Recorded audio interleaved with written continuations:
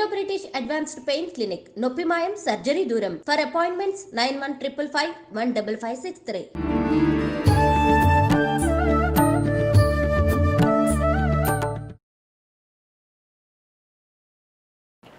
నమస్కారం, welcome to iDream. ధర్మ మార్గం విత్ విజిత కార్యక్రమానికి స్వాగతం. ప్రస్తుతం మనతో పాటు ఉన్నారు ఆధ్యాత్మిక గురువులు, ప్రణవ పీఠాధిపతులు, త్రిభాషా మహాసహస్ర అవధాని డాక్టర్ శ్రీ వద్దిపర్తి పద్మాకర్ గారు. ఇప్పుడు గురుగారితో మాట్లాడి మరిన్ని విషయాలు తెలుసుకుందాం. మన సనాతన ధర్మం గురించి ఇప్పుడు మనం ఏదైతే రకరకాలుగా వింటున్నామో అసలు ఏంటి సనాతన ధర్మం, గురుగారి మాటల్లో క్లుప్తంగా అడిగి తెలుసుకుందాం. మన నిత్య జీవితంలో మనం రోజువారీ చేసే కార్యక్రమాలు ఏ రకంగా ఉండాలి, మనం మోక్షాన్ని పొందాలన్నా, మంచి మార్గంలో వెళ్ళాలన్నా ఎలాంటి విధి విధానాలు ఆచరించాలో ఇప్పుడు వారితో మాట్లాడి తెలుసుకునే ప్రయత్నం చేద్దాం. నమస్కారం గురుగారు. గురుగారు, సనాతన ధర్మం అని ఈ మధ్య కాలంలో చాలా మంది నోటి నుంచి ఎక్కువగా మేమైతే వింటున్నాము. అంటే మన సనాతన ధర్మం అనేది ఇప్పుడు కొత్తగా మాట్లాడుకునే ఒక పదం కానీ ఒక ధర్మం కానీ అయితే కాదు. కొన్ని వందల వేల సంవత్సరాల నుంచి కూడా పురాణాలలో, శాస్త్రాలలో చెప్పబడింది. ఒక ఋషువుల ద్వారా, పెద్ద పెద్ద యోగుల ద్వారా కూడా చెప్పబడిన ధర్మం మన ధర్మం. కానీ ఇప్పుడు ప్రత్యేకించి ఎవరి నోటికి వచ్చినట్టు వాళ్ళు సనాతన ధర్మం అని కానీ ఏదో ఒకటి చెప్పేస్తున్నారు. ఏం చెప్తారు గురుగారు అసలు సనాతన ధర్మం గురించి మీరైతే క్లుప్తంగా? నమశివాభ్యాం నవయౌవనాభ్యాం పరస్పరాశ్లిష్ట వపుర్ధరాభ్యాం నగేంద్రకన్యా వృషకేతనాభ్యాం నమో నమ శంకర పార్వతీభ్యాం అని పార్వతీ పరమేశ్వరులకు ముందుగా నమస్కారం చేసుకుందాం. ఎందుకంటే సనాతన దంపతులు అనే పేరు ముందు వాళ్ళకే ఉన్నది. పురాణములలో ముఖ్యంగా పోతన గారు లాంటి వాళ్ళు ఆది దంపతులు, పురాణ దంపతులు, సనాతన దంపతులు అని వాళ్ళని వర్ణించారు. వ్యాసుడైతే ఇంచుమించుగా అన్నిట్లో కూడా సనాతన దంపతులు అని వాళ్ళనే అన్నాడు. ఇందుకే సనాతనము అంటున్న దానికి అర్థం చాలా విశేషమైనదైనా క్లుప్తంగా చెప్పుకుందాం. అలాగే గురుగారు. సృష్టి ప్రారంభమైనప్పుడు మొట్టమొదటిగా వచ్చిన ధర్మాన్ని సనాతన ధర్మం అంటారు. అంటే ఎప్పటిదో ప్రాచీనం, కానీ ఎప్పటికీ అందరికీ పనికొస్తుంది. అవును. ఇప్పుడు మీ ఇంగ్లీష్లో చెప్పాలంటే ది ఓల్డెస్ట్, కానీ ఎప్పుడు అది అందరికీ పనికొస్తుంది కనుక దాన్ని సనాతనం అన్నారు. ఎవర్ గ్రీన్ అదనమాట. ఇప్పుడు ఉదాహరణకి నాయన ప్రతిరోజు హాయిగా రాత్రి 10 గంటలకల్లా పడుకుని, తొందరగా పడుకుని తెల్లవారుజామున లే, దీనివల్ల నీ ఆరోగ్యం బాగుంటుందన్నారు. ఇప్పటికీ అది చేసిన వాళ్ళు ఆరోగ్యంగా ఉంటున్నారా లేదా? ఉంటున్నారు గురుగారు. రాత్రి 1 గంట దాకా వాట్సాప్లు చూసుకుని, అత్తవా పెంట మీద చెత్తవా అనే సీరియల్స్ చూసుకుని 1 గంటకో 2 పడుకుని ఉదయం 10 లేచిన వాళ్ళందరికీ ముందు మూత్రపిండాల సమస్య, ఆ తర్వాత కాలేయం అంటే లివర్ సమస్య, అజీర్ణ వ్యాధులు, వాయు ప్రకోపనాలు అంటే గ్యాస్ ట్రబుల్స్, ఇవన్నీ వస్తున్నాయి లేవా? అవును గురుగారు. అదే చూడండి, పూర్వకాలంలో అందరూ హాయిగా 10 గంటల్లో పడుకునేవారు, తిన్నది అరిగేది, ప్రొద్దున లేచేవారు, వ్యాయామం చేసేవారు, దానివల్ల ఆరోగ్యంగా ఉన్నారు. ఇదే సనాతన ధర్మం. ఆనాడు నాయన పెందరాళ్ళే పడుకోంది. సూర్యోదయ సమయానికల్లా స్నానం పూర్తి చేసుకుని సూర్యుడికి ఎదురుగుండా నిలబడి అర్ఘ్యప్రదానం చెయ్యి, దానివల్ల ఆరోగ్యం అన్నారు. ఇప్పటికి కూడా మెడికల్ సైన్సెస్, అమెరికాలో ఉన్నటువంటి వాళ్ళు, ఆస్ట్రేలియా ఉన్నటువంటి వాళ్ళు ఏమని పరిశోధన చేశారు తెలిసిన? స్నానం చేసి తడి శరీరంతో సూర్యుడికి ఎదురుగుండా నిలబడితే డి విటమిన్ లోపలికి వెడుతుంది. అందుకే బహుశా భారతీయులు సంధ్యా సమయంలో ఎదురుగుండా నిలబడండి, స్నానం చేయండి, అర్ఘ్యం ఇవ్వండి అన్నారు. పూర్వం ఏం చేసేవారు? సరిగ్గా సూర్యోదయ సమయానికల్లా గంగానదికో, ఇంకో గోదావరికో, దగ్గరలో ఉన్న కాలువకో, చెరువుకో, నూతి దగ్గరకో వెళ్ళి స్నానం చేసేవారు. కొంచెం తడిగా ఉన్న శరీరంతో ఎదురుగుండా సూర్యుడికి నిలబడి చేతులతో అర్ఘ్యం ఇచ్చేవారు. అప్పుడు ఆ కిరణాలు శరీరంలో ప్రవేశించేవి, డి విటమిన్ చేరేది, దానివల్ల తెల్ల మచ్చలు వచ్చేవి కావు. ఇలా మనిషి ఆరోగ్యంగా ఉండడానికి, మనస్సు ఆరోగ్యంగా ఉండడం కోసం అనేకములైన ధర్మములను మన పెద్దలు చెప్పారు. ఆ పెద్దల నుంచి వచ్చిన ఎల్లప్పుడూ పనికి వచ్చేటటువంటి ధర్మములను సనాతనము అంటారు. అందుకే భగవద్గీతలో కూడా ఏష ధర్మ సనాతన, నాయన ఎప్పటి నుంచో ఇప్పటిదాకా అందరికీ పనికొచ్చేటటువంటి ఇదే సనాతన ధర్మము అన్నాడు. అయితే గురువుగారు, ఇప్పుడు ఇంత గొప్పనైన ధర్మము మనం ప్రతినిత్యం ఏం చేయాలో కూడా మన పెద్దవాళ్ళు క్లియర్గా చెప్పారు. కానీ ఈ తరం వాళ్ళ విషయానికి వచ్చి అంటే మనం ఇంట్లో ఏది ఆచరిస్తే అది ఆచరించడం అలవాటు అయిపోతుంది కదా. మరి పెద్దవాళ్ళు ఆచరిస్తున్నారు, కానీ ఇప్పుడు మా తరం వాళ్ళకి వచ్చేసరికి ఆ ఆచరణ అనేది చాలా వరకు తగ్గిపోయింది. ఎందుకని అంటారు? దీనికి గల కారణం మీ దగ్గర నుంచి వచ్చేసి సమాధానం. మీ పెద్దల్లోనే కొంత లోపం ఉంది. అవునా? మన పెద్దలు, మా నాన్నగారు ఉన్నారు, ఆయన సంస్కృతం వారణాసిలో చదువుకున్నారు, 8 భాషలు చదువుకున్నారు, ఆయన వేళకి స్నానం చేశారు, నడిచారు. ఆయన 86 ఏళ్ళు నిండాక శరీరం విడిచిపెట్టేదాకా ఆరోగ్యంగా ఉన్నారు. ఆయనకి అసలు శరీరంలో ఏ అనారోగ్యం లేదు. చివరిలో పోయే ముందు ఒక రోజు 2 రోజులు రావడం వేరు. మా అమ్మ 86 ఏళ్ళు దాటి బతికింది. ఆవిడ కూడా అంతే, చివరి దాకా తన పని తను చేసుకుంది. కారణం ఏమిటి? వాళ్ళు ఈ సనాతన ధర్మాన్ని పాటించారు. వాళ్ళు పాటించటం వల్ల మేము చూసి మేము పిల్లలందరం నేర్చుకున్నాం. అది ఇప్పుడు చాలామంది ఏం చేస్తున్నారు, వాళ్ళేమో పాటించట్లేదు. కాలక్షేపం కోసం ఎంతసేపు పనికిమాలిన సీరియల్స్, ఏవో పనికిమాలిన కబుర్లు, లేకపోతే 24 గంటల న్యూస్లు ఉంటాయి కదా, అందులో అందరినీ బండబూతులు తిట్టడమే. పాపం ఎవడో ఎక్కడో చచ్చిపోయాడు అనుకోండి, కర్మగాలి ఏ సినిమాకి వెళ్ళో, ఇక అది పొద్దునది సాయంకాలం దాకా చూపించి అదేదో పెద్ద ఇంటర్నేషనల్ చూసినా చూపించేస్తారు. అవునా? తెలియని వాళ్ళకి కూడా తెలిసి అందువల్ల ఏమైపోతుంది, ఇదే చూస్తారు పెద్దలు, తెలియకుండానే పిల్లలకి చూస్తున్నారు. ఇప్పుడు నా అదృష్టం ఏమిటంటే, మా దగ్గర మంత్రోపదేశం పొందిన వాళ్ళు నేను ఎరిగి 5 లక్షల కంటే ఎక్కువ మంది శిష్యులు ఉన్నారు మొత్తం ప్రపంచవ్యాప్తంగా. అందులో నాగోల్లో ఇప్పుడు నేను పురాణం చెబుతున్నాను ప్రస్తుతం. సాయంత్రం మీరు ఎప్పుడైనా 6 గంటలకు వస్తే తెలుస్తుంది. పురాణానికి వచ్చే వాళ్ళలో సగం మంది కుర్రవాళ్ళే, ఆడవాళ్ళైనా మగవాళ్ళైనా, 30 ఏళ్ల లోపు వాళ్ళు. ఎంతంత పిల్లలు కూడా కావాలంటే ఒకసారి యూట్యూబ్లో మా దాంట్లో ఉపన్యాసం సాయంత్రం అయ్యాక చివరిలో చూడండి. జై శ్రీరామ్ అంటున్నారు పిల్లలు, వాళ్ళు బొట్టు పెట్టుకుంటున్నారు, అనేక రకాలుగా మళ్ళీ ఈ ధర్మాన్ని ఆచరిస్తున్నారు. కారణం ఏమిటి? నా పురాణానికి వచ్చేటటువంటి వాళ్ళు యువకులు అవ్వడం వల్ల ఆ యువకుల యొక్క పిల్లలు ఈ సనాతన ధర్మం పాటిస్తున్నారు. పెద్దలు చిన్నప్పటి నుంచి అలవాటు చేయాలండి. నేను రోజు సిగరెట్ కాల్చి, పిల్లలారా మీరు సిగరెట్ కాల్చొద్దంటే వాడు ఎందుకు అంటాడు? మా నాన్న కాల్చాడు, నేను కాలుస్తానంటాడు. వాడు దొంగ అయితే వీడు దొంగ అవుతాడు. కాబట్టి కొంత మన పెద్దలు మారాలి. మారకపోతే వచ్చే ప్రమాదం ఇప్పుడు తెలుస్తుంది కూడా.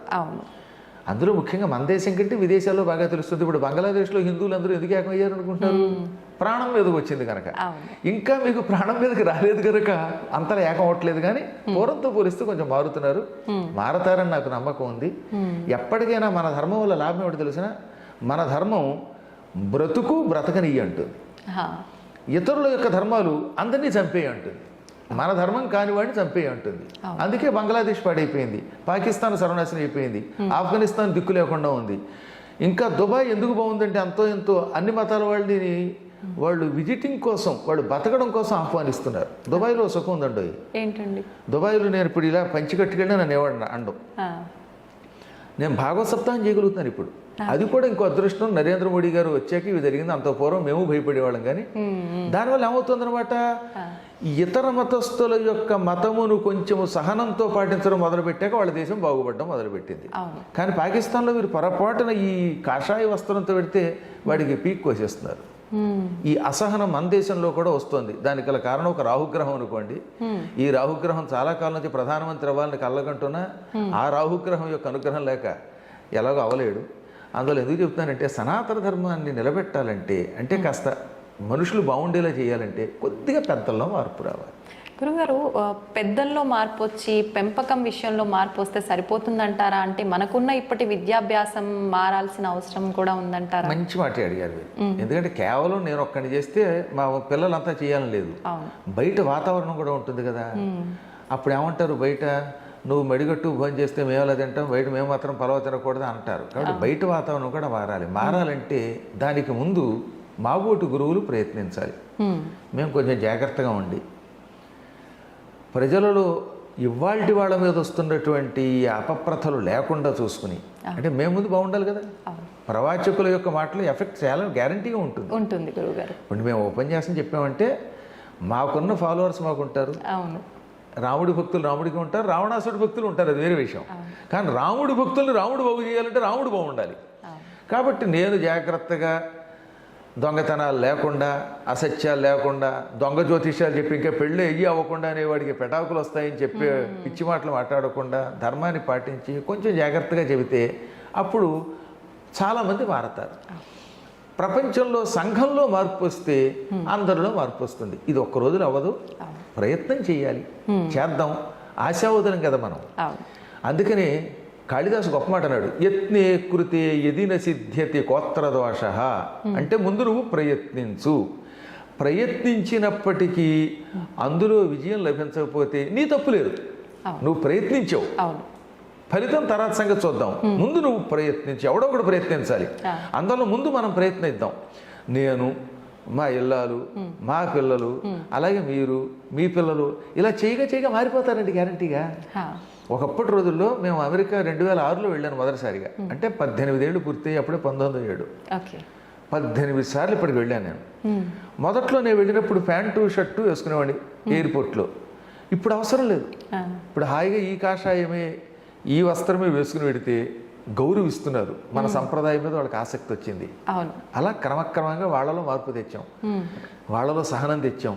ఇంగ్లాండ్ వెళ్ళినా, ఆస్ట్రేలియా వెళ్ళినా, లేకపోతే ఇంకో చోటకి వెళ్ళినా తిరగలుగుతున్నాం. అవునా? అవును గురుగారు. ఇది ఎందువల్ల వచ్చింది? చేయగా వచ్చింది.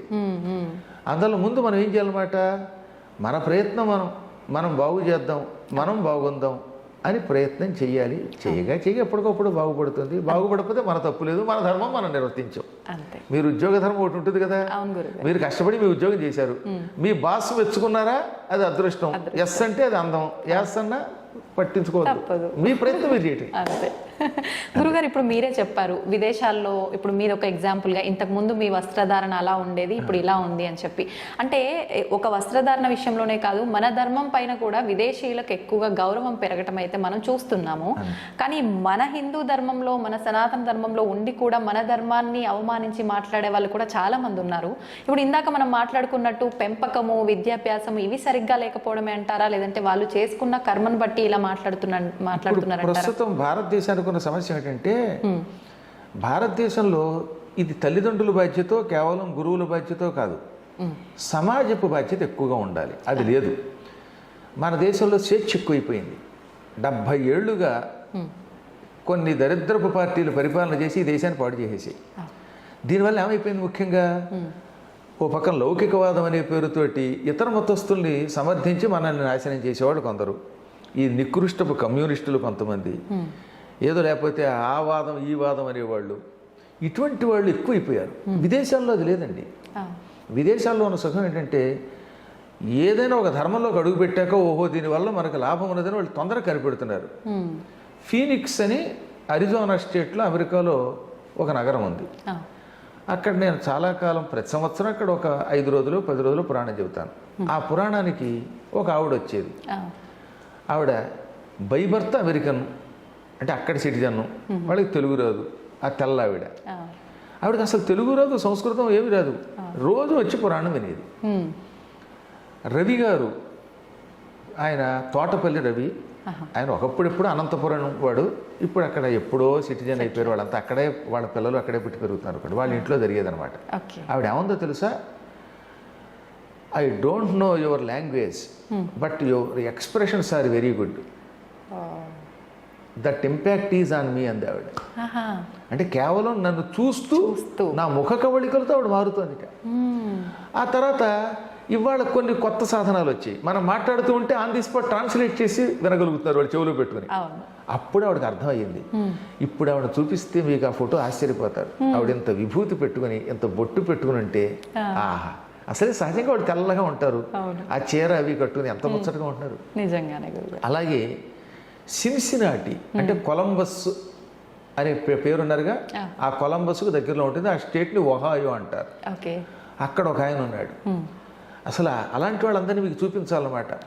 వాళ్ళందరూ మన ధర్మంలోకి వచ్చారు. వాళ్ళు ఏమంటున్నారో తెలిసిన, ఏళ్ల తరబడి మేము అనేక మతాల్లో తిరిగాం, కానీ మన హైందవ ధర్మం వల్ల వచ్చిన ప్రశాంతి, ఇందులో ఉన్నంత సహనం, ఇందులో ఉన్నంత ఆనందం, ఈ నియమాల వల్ల వచ్చే ఆరోగ్యం ఎక్కడ లేదంటున్నారు. అక్కడ ఈ లౌకికవాదాలు, ఈ పిచ్చివాదాలు తక్కువ. వాళ్ళు నిజం ఉంటే ఒప్పుకుంటారు, నిజాయితీ.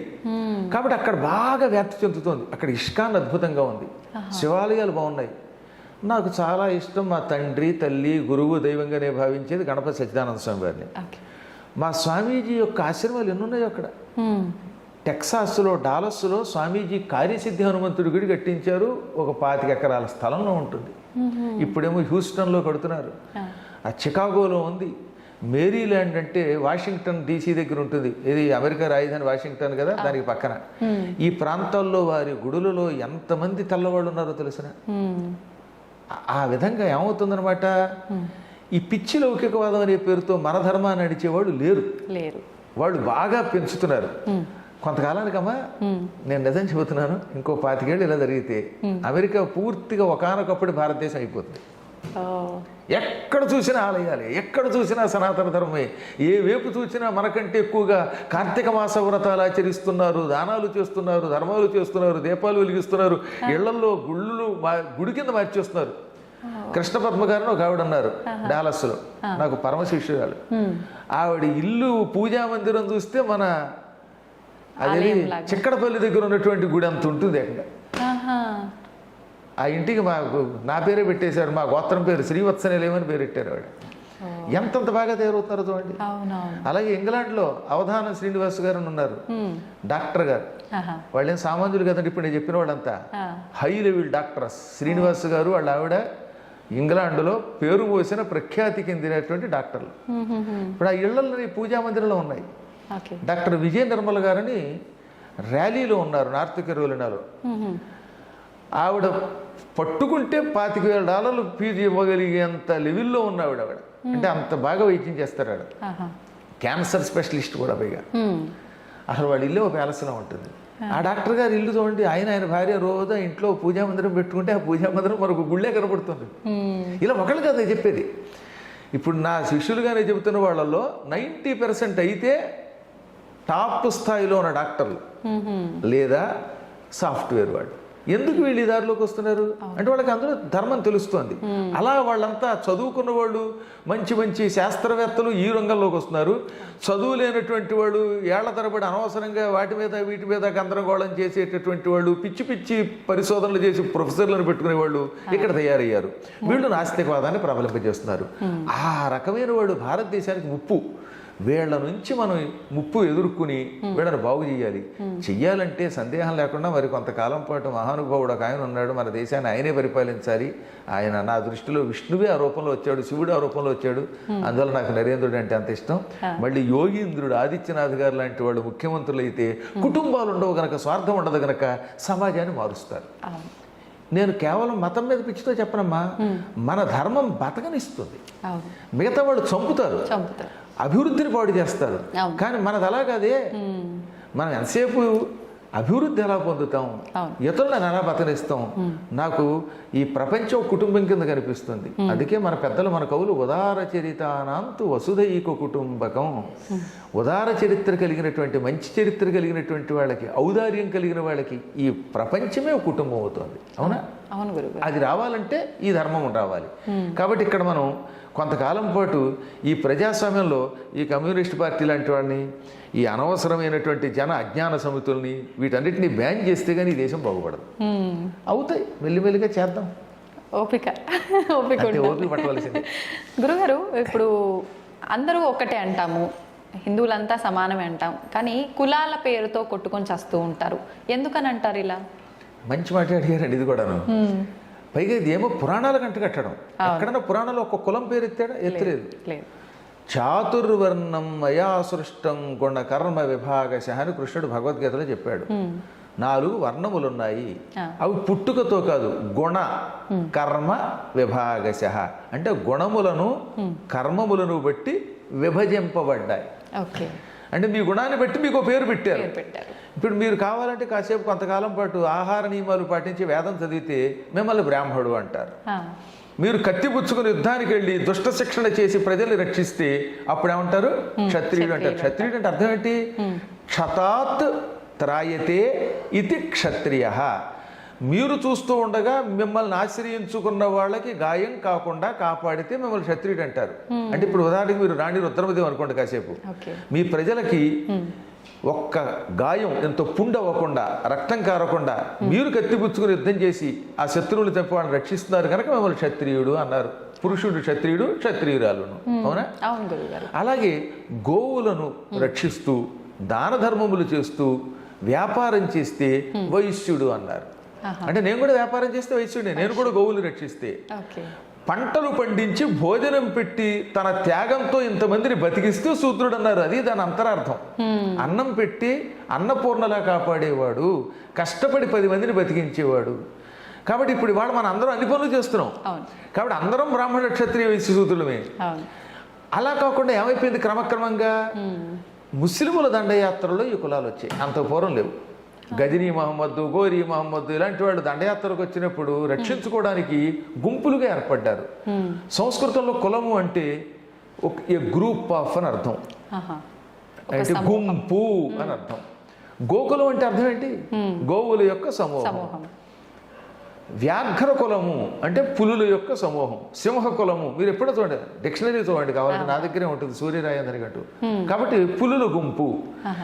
జనం గుంపుగా చేరి తమను తాము రక్షించుకోవడానికి ఈ పాపాత్ముల నుంచి ఒక సంఘంగా చేరారు. ఆ సంఘానికి క్రమంగా వాళ్ళే పేర్లు పెట్టేసుకున్నారు. ఆ పేర్లు క్రమంగా ఇప్పుడు వాళ్ళ కులాలుగా మారిపోయాయి. అవి ఏదో రక్షణ కోసం పెట్టుకున్న వాటిని బ్రిటిష్ వాళ్ళు కావాలని మనకి ఐకమత్యం లేకుండా చేసి తగాదా పడ్డానికి విభజించారు. ఇదంతా పూర్తిగా బ్రిటిష్ వాడి కుట్ర. ఇప్పుడు మీరు చదువుతున్న హిస్టరీ అంతా మోసం. ఈ మెకాలే లాంటి వాళ్ళు, మ్యాక్డొనాల్డ్ లాంటి వాళ్ళు, ఇలాంటి వాళ్ళంతా కలిసి దీన్ని పాడు చేస్తే నెహ్రూ గారు దీన్ని ఇంకా బాగా పాడు చేశాడు. ఆ రకంగా ఈ చరిత్రను వక్రీకరిస్తే ఇందులో పడిపోయి మనలో మనం కొట్టుకు తెచ్చిపోతున్నాం, ఎప్పటికీ విడిపోకుండా. నిజమునకు మన పురాణ శాస్త్రములలో వేదములలో కులములు లేవు.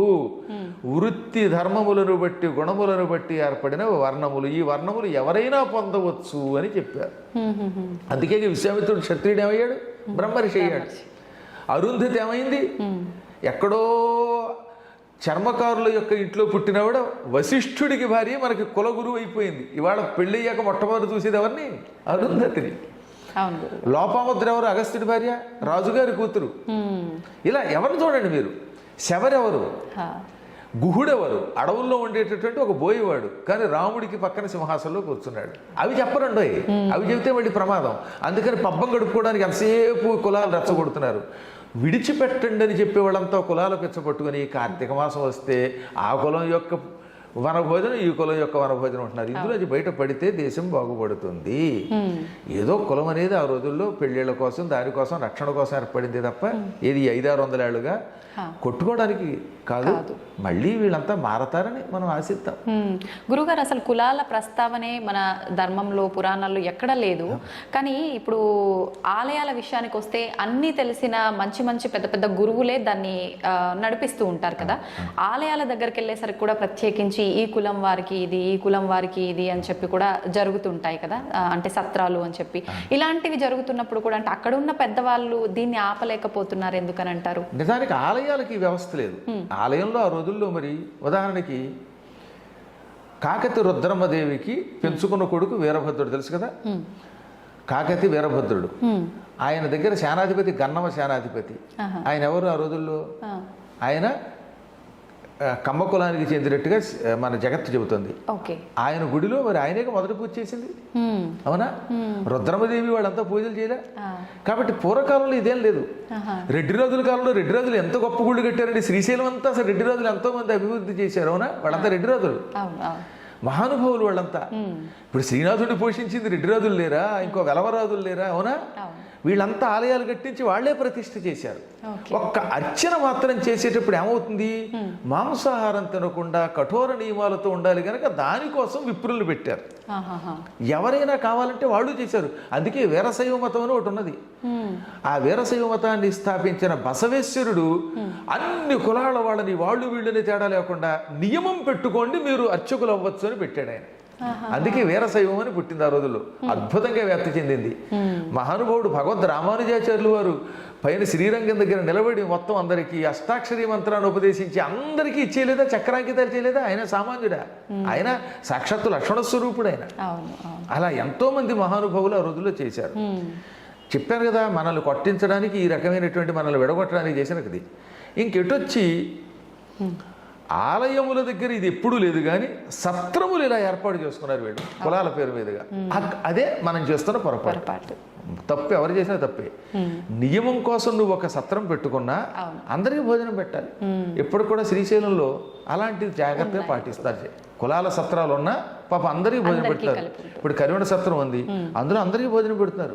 వేణుగోపాల్ గారు కర్నూలులో ఉంటారు, డాక్టర్ వేణుగోపాల్ గారు కరివెన సత్రం సెక్రటరీ. ఆయన చెప్పారు ఎవరికి అన్నం మాత్రం పెట్టండి, ఎవరు వచ్చినా సరే అని పెట్టారు, అలా పెడుతున్నారు. అలాగే చాలా చోట్ల నేను సత్రాలు చూశాను. అక్కడ వైశ్య సత్రం ఉంది, వారు అలాగే పాపం. కాకపోతే ఏంటంటే వాళ్ళు స్థాపించుకున్నది కనుక వాళ్ళకి పెట్టాక మిగతా వాళ్ళు కొంచెం ప్రాధాన్యం ఇవ్వడం తప్పేం లేదు. ఇప్పుడు మీరు మీ ఇంట్లో మీ కుటుంబానికి పెట్టకుండా బయట వాడికి పెట్టరు కదా, అలాగో ఏదో ధర్మం పాటిస్తున్నారు కానీ అందరికీ భోజనం పెడుతున్నారు. ఎక్కడైనా వాళ్ళల్లో వాళ్ళు కనుక నిజంగా భేదములు పాటించి ఇంకా కొట్టుకుంటే మాత్రం దీన్ని మనందరం ఖండించి అందరూ కలిసికట్టుగా ఉండవలసిన విషయాన్ని చెప్పాలి. గురుగారు ఎలాగో భోజనం టాపిక్ వచ్చింది కాబట్టి పెద్దవాళ్ళు చెప్తూ ఉండేవారు అన్నం పరబ్రహ్మ స్వరూపము అని చెప్పి. అన్నం తినేటప్పుడు కూడా ఒకప్పటి కాలంలో చూసుకుంటే ఉమ్మడి కుటుంబాలు, చాలా అన్యోన్యత, ఎంత చక్కగా కింద కూర్చొని తినటము, ఎంత మంచి నియమాలు, మాట్లాడకూడదు అని చెప్పి రకరకాలుగా చెప్తూ ఉండేవారు. ఇప్పుడు అవన్నీ కనుమరుగైపోయాయనే చెప్పాలి. కలిసి కూర్చొని తినడం కూడా చాలా వేల మీద లెక్క పెట్టొచ్చు. నిజంగా ఆ పద్ధతి పాటించడం వల్ల కలిగే ఉపయోగం ఏంటి? ఇది ఇప్పుడు ఉండే పద్ధతి పాటించడం వల్ల కలిగే నష్టం ఏంటి గురుగారు? ఇప్పుడు ముందు ప్రస్తుతం ఏమైపోయిందంటే, పూర్వం మీ గుండెకాయలు లబ్ డబ్బు అని కొట్టుకునేవి, లబ్ డబ్ లబ్ డబ్, ఆ లబ్బు పోయి డబ్బు డబ్బు డబ్బు అని కొట్టుకుంటుంది. అందుకని పుట్టినప్పటి నుంచి వీడికి డబ్బు కోసమే చదువు చెప్పిస్తున్నాం. అందరూ అయితే సాఫ్ట్వేర్ అంతే, లేదా మెడిసిన్. ఆ తర్వాత కూడా వీలుంటే అమెరికా వెళ్ళిపోవాలి. ఇంక ఏది మన తెలుగు వాడు అక్కర్లేదు, హిందీ వాడు అక్కర్లేదు. ఈ డబ్బు పచ్చ ఎప్పుడైతే పుడుతుందో చిన్నప్పటి నుంచి పిల్లల్ని మనతో పాటు భోజనం చేయకుండా లేచి రావగానే స్నానం చేసినా చెప్పినా నోట్లో నిలబడి ఉండగానే కూరేస్తున్నాం ఏదో. పాపాడు ఏం తింటున్నాడో వాడికి తెలియదు. స్కూల్కి వెళ్ళిపోతాడు, అక్కడ తిండి లేదు, కళ్ళు ఇలా లావు అయిపోయి కళ్ళజోళ్ళు పెట్టుకుని పిల్లలు బక్క చిక్కిపోయి లేకపోతే పొట్టలు వచ్చి శరీరాలు పాడైపోయి ఉంటున్నాయి. సాయంత్రం రాగానే ఆటలు లేవు, పాటలు లేవు, మళ్ళీ ట్యూషను, మళ్ళీ రాత్రికి పడుకోబెట్టేయటం. లేదా ఉన్న కాసేపు ఏమవుతుంది వాట్సాప్లు, ఫోన్లు. ఆ ఫోన్లో కూడా భయంకరమైన హింసకు సంబంధించిన చూడడం. వీటి వల్ల ఏమైపోతుంది, ఇంకా కూర్చుని అన్నం తినే అవకాశం లేదు. పూర్వకాలంలో అన్నలు, తమ్ములు, ఈ భార్య, భర్త ఇలా అందరూ కూర్చుని తినడం వల్ల ప్రేమగా కబుర్లు చెప్పుకుంటూ ఒకడికొకడు నువ్వు బొబ్బడి తింటావా, నువ్వు బూరె తింటావా అని కబుర్లు చెప్పుకుంటూ తింటూ ఉంటే ఆత్మీయత పెరిగేది. అందుకే అన్నదమ్ముల మధ్యలో బంధాలు అలా ఉండేవి, అక్క చెల్లెళ్ళ బంధాలు ఉండేవి, ఎంతకాలమైన ఈ ప్రేమలు ఉండేవి. ఇంత స్థితి ఇప్పుడు మళ్ళీ ఇప్పట్లో వచ్చే అవకాశం చాలా కష్టమే. మనం ప్రయత్నిద్దాం, చూద్దాం. ఇందాక చెప్పినట్టుగా మన ప్రయత్నం మనం చేద్దాం. కానీ ఆహారం ఎప్పుడు కలిసి కూర్చుని ప్రశాంతంగా తినాలి. తినకపోతే ఏమొస్తుందో తెలుసా మీకు? ఆయుర్వేదం చాలా గొప్పగా చెప్పింది, అది నిజం కూడా. నిలబడి అన్నం తినడం వల్ల లోపల ఉన్న జీర్ణకోశం దెబ్బతింటుంది. అందుకని స్థిమితంగా కూర్చొని తినాలి. కూర్చోగలిగితే కింద కూర్చుంటే మరీ మంచిది, లేదా టేబుల్ మీదన్నా కూర్చోవాలి. మౌనముగా అటు ఇటు కదలకుండా ప్రశాంతంగా అన్నం తిన్నవాడికి ముందు జీర్ణకోశం బాగుంటుంది, లివర్ కాలేయం బాగుంటుంది, కిడ్నీలు బాగుంటాయి, గుండెపోట్లు రావు. హడావుడిగా అటు ఇటు తిరుగుతూ తినడం వల్ల ఈ లోపల కదులుతుంటాయి కదా అవి, ఆ లోపలికి వెళ్ళే పదార్థాలు సక్రమంగా వెళ్ళవు. అందువల్ల వాళ్ళందరికీ లేనిపోయిన అనారోగ్యాలు, కొత్త కొత్త రోగాలు వస్తున్నాయి. అది భగవద్గీత అందుకే మనకు గొప్ప ధర్మశాస్త్రం, అది వైద్య శాస్త్రం. మౌనముగా తినుము. అది కూడా ఎలా తినాలి? యాత యామం గతరసం పూతి పర్యుషితం తథా. ఇంతకంటే సైన్స్ ఏముందండి? యామము అంటే ఒక జాము. నాయన ఒక జాము ఇంచుమించుగా ఒక 4 గంటలు గడిచిన తర్వాత వండిన ఆహారంలో మార్పు వస్తుంది, అది తినద్దు. నిలవ ఉన్న పదార్థం ఫ్రిడ్జ్లో పెట్టి తినద్దు. మాంధాత కాలం నాడు తయారు చేసిన కూర, సాంబారు ఫ్రిడ్జ్లో పెట్టి మళ్ళీ బయటికి తీసి అదే వేడి చేసి తింటే అది విషం అయిపోతుంది. ఎప్పుడో కృతయుగంలో చేసిన కూర అది, కర్మ. ఆ కూరే రోజు వేడి చేస్తే ఆవకాయ కూడా ఫ్రిడ్జ్లో పెడుతున్నారండి వీళ్ళ మొహం తగలయ్యా అని నేను అనలేదు, వ్యాసుడు అన్నాడు. అందులో చెప్పొచ్చింది ఏంటంటే ఆవకాయ ఎంత చక్కగా బయట ఉండి తినవలసింది, అది ఫ్రిడ్జ్లో పెట్టి పచ్చళ్ళు ఫ్రిడ్జ్లో పెడితే శరీరం జల్సైపోదు. అందుకని ఒక జాము గడిచిన తర్వాత వండిన అన్నం తినద్దు, మార్పు వస్తుంది, వాసన వస్తుంది. గత రసం, అన్నం వండిన తర్వాత కుక్కర్లో వండారు కాసేపు అనుకుందాం, కాసేపు అసలు కుక్కరే దరిద్రం, అది అల్యూమినియం. అల్యూమినియం వల్ల మీకు థైరాయిడ్ అనే సమస్య వస్తుంది. ఏమిటి? థైరాయిడ్ కేవలం అల్యూమినియం వల్ల వస్తుంది. దానివల్లే మీకు జుట్టు ఊడిపోతుంది, దానివల్లే గొంతు మార్పు వస్తుంది, శరీరంలో మార్పు వస్తాయి. ఇప్పుడు అందరూ థైరాయిడ్ సమస్యే. కానీ పూర్వం మాకు ఎందుకు లేవు? మట్టి కొండలతో వండడం వల్ల రాగి పాత్రలో వండితే. కర్నూలులో డాక్టర్ మీరా గారు అని ఉంటారు, గైనకాలజిస్ట్, చాలా గొప్ప ఆవిడ అడగని చెప్తారు. ఇవాళ ఈ రోగాలు సగం తగ్గాలంటే ముందు అల్యూమినియం మానేయండి, మట్టి కొండల్లో వండుకు తినండి, మీరు మట్టి కొట్టుకుపోరు. Okay okay. రాగి పాత్రలో వండుకు తినండి, కుక్కర్లో వండుకుంటే అందులో రాగి గిన్నె పెట్టుకోండి, మీకు థైరాయిడ్ పోతుందని చెప్పారు ఆవిడ. అది కరెక్ట్, అదే ఆయుర్వేదం చెబుతోంది. అలా అన్నం వండాక ఓ 10-15 నిమిషాలు అయ్యాక దాన్ని తీసామాక అప్పుడు ఆ అన్నం మెతుకు పట్టుకోండి, అందులో ఏముంటుంది, రసం ఉంటుంది. మెతుకులో రసం ఉంటుందా ఉండదా, తడి, ఆ తడిని రసం అంటాం. ఆ తడిగా ఉన్నప్పుడే అన్నం తినాలి. గతరసం అంటే ఆ అన్నం మెతుకులు ఎండిపోయాక, ఓ రకమైన గట్టి పడిపోయాక, బియ్యంలాగా తయారైపోయాక ఆ అన్నం తినకూడదు.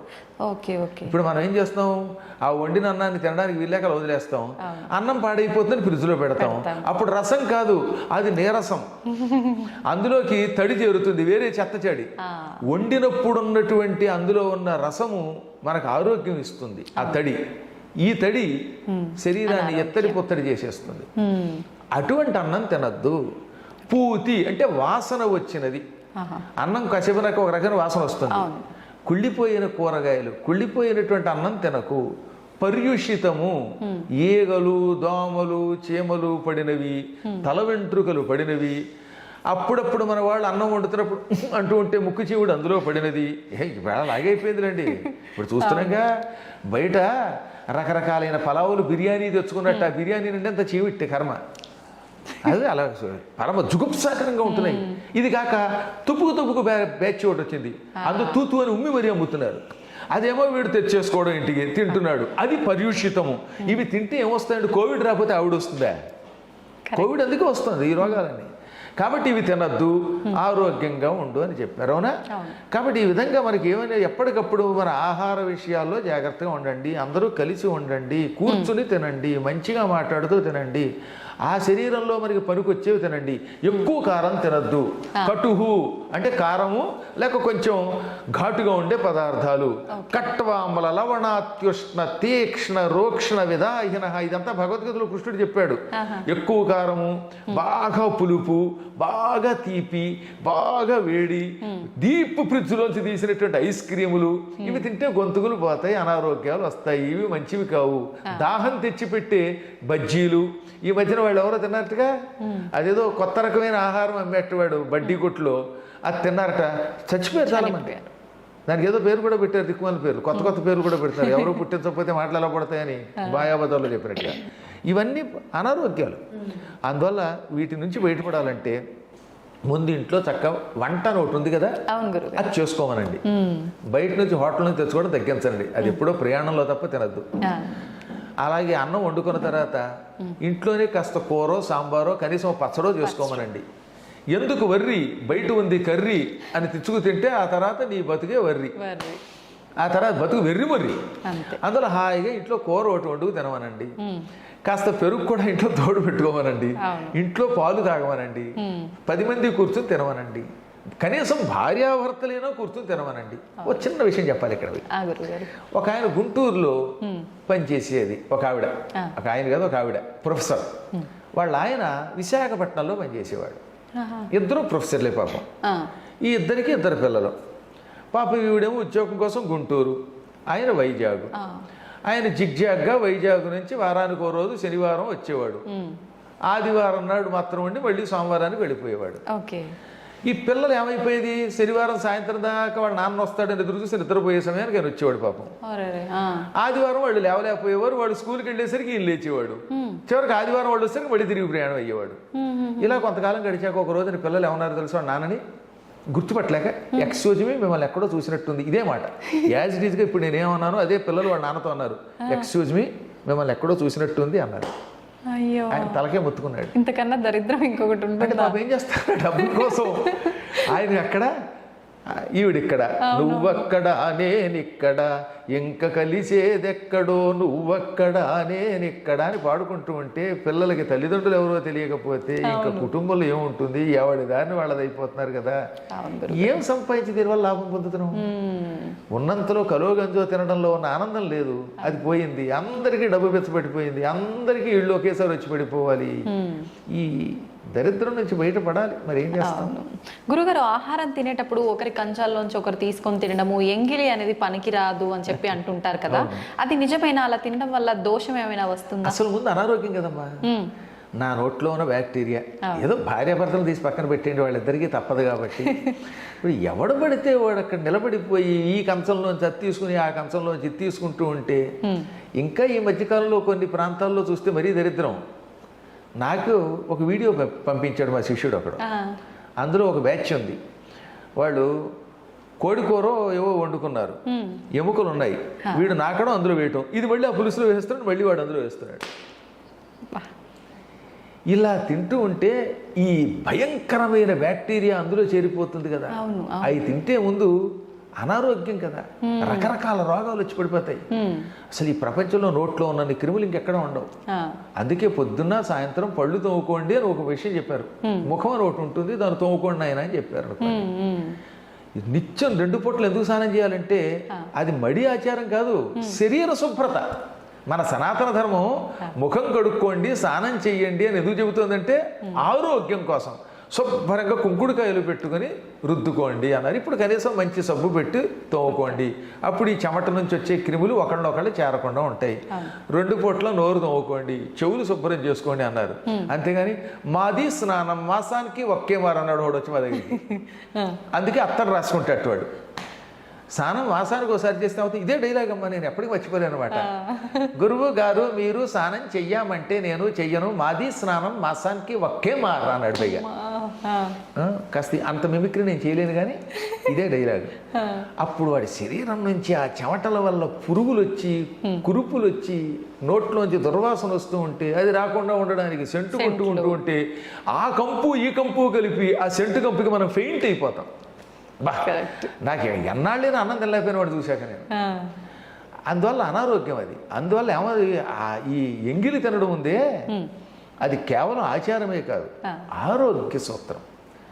తర్వాత మన పురాణములు కూడా చెప్పే, గరుడ పురాణములో ఒకళ్ళు ఎంగిలి ఒకళ్ళు తింటే అటువంటి వాళ్ళకి చేతులు నరికేస్తాను, వచ్చే జన్మలో చేతులు లేకుండా చేస్తానన్నాడు ఆయన, కాళ్ళు చేతులు లేకుండా చేస్తాడు ఆయన.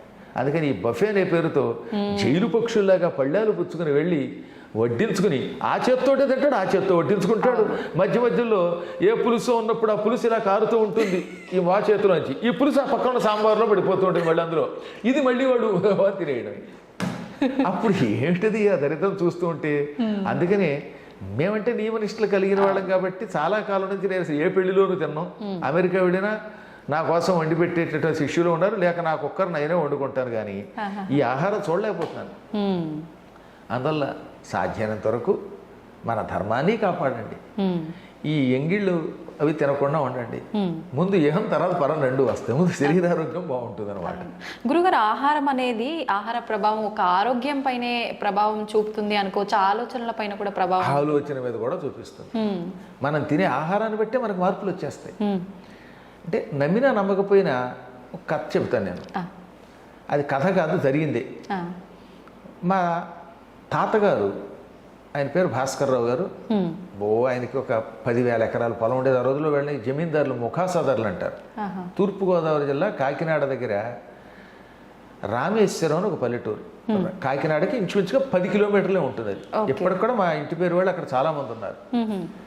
ఇంకా మామూలు జమీందారు కదా ఆయన. ఆయన ఓసారి ఏం చేశారు, ఒక స్వామీజీని భోజనానికి పిలిచారు. మా నాన్నగారు చెప్పిన కథ ఇది అనమాట. ఆ స్వామీజీ ఎక్కడ తినరు, అందుకని ఒక వంట ఆవిడ పెట్టారు. ఆవిడ బాగా నియమంతో స్నానం చేసి మడిగట్టుకుని వండుతుంది. ఏమండి ఈవిడ మడిగట్టుకుని వండుతుంది, తింటారా అంటే తింటామండి. గృహస్థాశ్రమంలో అందరి దగ్గర తినగానే ఆవిడ మడిగట్టుకుంటుంది కాబట్టి తింటామనగానే ఆవిడ వంట ఆవిడని పిలిపించారు. ఆయన కోసం వంటకాలు చేయించారు.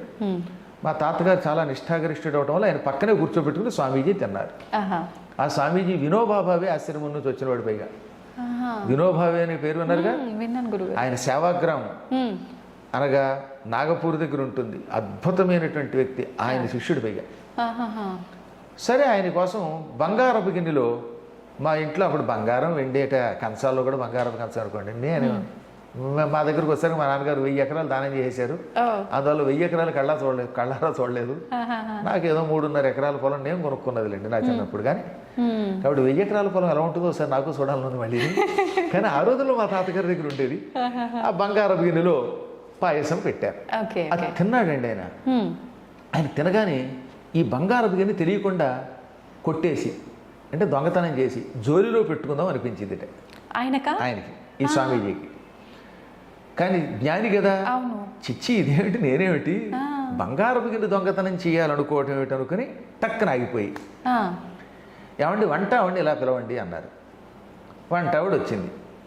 అమ్మ నేనేమి అన్నం ఆశీర్వదిస్తాను, ఈ పాయసం వండుతున్నప్పుడు ఏమనుకుంటూ వండావు అని అడిగాడు ఆయన.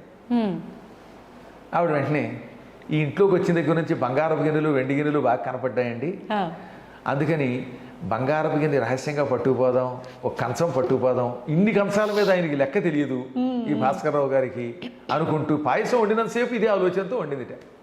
బంగారమును దొంగతనం చేద్దాం అనుకుంటూ ఆ పాయసం ఆయన కొట్టించింది.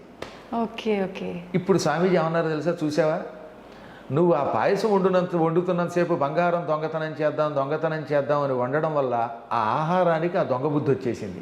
అది తినగానే నా వంటి సన్యాసికి కూడా దొంగతనం చేయాలనిపించింది.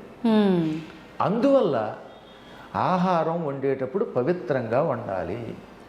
ఆ ఎఫెక్ట్ ఉంటుందమ్మా, ఆలోచన తరంగాలు. ఇది కూడా ఒక సైన్సే, అది తెలియదు. కానీ ఈ నాస్తికులకి, ఈ మూర్ఖులు ఉంటారే, అజ్ఞాన సముద్రులకి, వాళ్ళకి తెలియదు. అది మేమంటే అనుభవించి చెబుతున్నాం. అందువల్ల నేనేమో ఓ పాట రాశాను అప్పట్లో. ఏమని, తింటూ రామయ్యను తినకున్న రామయ్యను తినిపిస్తూ రామయ్యను రామ్ రామ్ రామ్, వండుతూ రామయ్యను వండిస్తూ రామయ్యను వండకున్న రామయ్యను రామ్ రామ్ రామ్, రామ రామ రామ రామ రామ రామ రామ రామ రామ రామ రామ రామ. ఇలా ఏ పని చేసినా, తింటున్నా తినిపిస్తున్నా, తినకున్నా, వండుతున్నా వండిస్తున్నా, వండకున్నా, నడుస్తున్నా నడిపించకున్నా, సర్వకాల సర్వావస్థల్లో రామ అనుకుంటే ఈ ఆహారం మీద ఎఫెక్ట్ ఉంటుంది. ఇప్పుడు ఎక్కడో పనికి వాళ్ళని చోట తిన్నాం, ఏ హోటల్లోనో, ఆ హోటల్లో వండుతున్నంతసేపు వాడు పక్క వాడిని పొడి చేద్దాం, లేకపోతే యజమాని గారి దగ్గర డబ్బు దొబ్బేద్దాం అనుకుంటూ వండితే ఈ తిన్నవాడిగా బుద్ధులు వస్తున్నాయి. అందుకే ఎంత మంచి యాంకర్ అయిన మీరు కూడా అక్కడ తినొచ్చి నన్ను ప్రశ్న అడిగితే కత్తితో పద్మాకర్ గారు మిమ్మల్ని పొడి చేస్తాననొచ్చు. అదృష్టవశాత్తు మీరు అక్కడ తినకుండా వచ్చారు కాబట్టి మీరు నేను కూడా బతికాం. కాబట్టి ఆహారం మీద ఆ ప్రభావం ఉంటుంది కనుక సరి అయిన వాడు వండాలి. సరి అయిన వాడు వండితే ఏదైనా ఉంటుందండి. శబరి ఉంది, ఆవిడ రామభక్తురాలు, అందుకే ఆవిడ చేతి ఆహారం తిన్నటువంటి వాళ్ళందరికీ రామనామస్మరణ వచ్చింది. అందువల్ల ఎప్పుడు మనం తినే ఆహారం యొక్క ప్రభావం మన ఆలోచనల మీద ఉంటుంది. నిత్యం హింసతో క్రూరమైన ఆహారం తింటున్నారు కాబట్టి గోమాంసం తినేటటువంటి వాళ్ళ యొక్క ఆ వంశాలన్నీ ఆవులు చంపడానికి, హత్యలకి ముందుకు వస్తున్నారు. కారణం అది. అందుకని గోవుని తినద్దు అన్నారు మన పెద్దలు. గురుగారు, గోవు అన్నారు కదా, మాంసాహారం. ఇప్పుడు మాంసాహారం తినకూడదు అని చెప్పి అంటుంటారు, కానీ ఏ శాస్త్రంలో తినకూడదని లేదు. ఒక్కొక్క వర్ణానికి ఒక్కొక్క దానికి అలా డిసైడ్ చేయబడింది, తిన్నా తప్పు లేదు అని.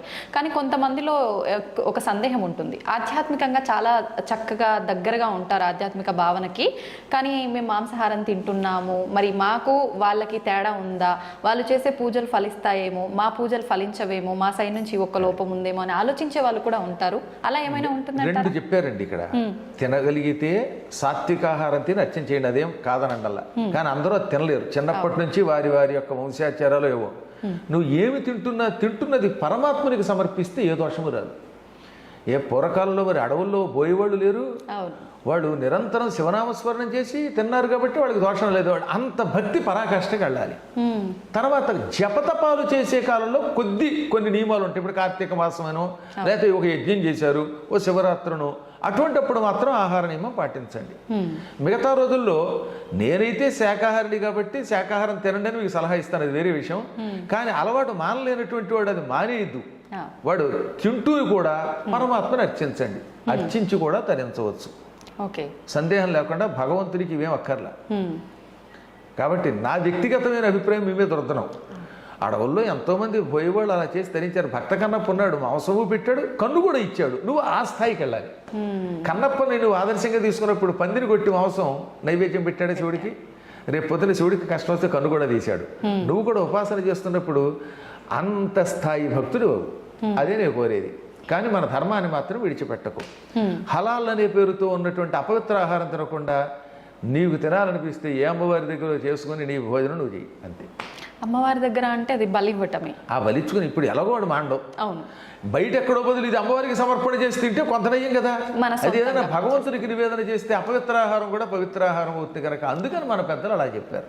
ఓకే ఓకే గురుగారు, ఇందాక మీరు అన్నారు రామ రామ అని చెప్పి ఒక పాట కూడా. అయితే మన పెద్దవాళ్ళు కూడా ఇంతకు ముందు కాలంలో, ఇంతకుముందు ఏంటి ఇప్పుడు కూడా పెద్దవాళ్ళు పడుకునేటప్పుడు లేసేటప్పుడు రామకృష్ణ రామకృష్ణ అని తలుస్తూనే ఉంటారు.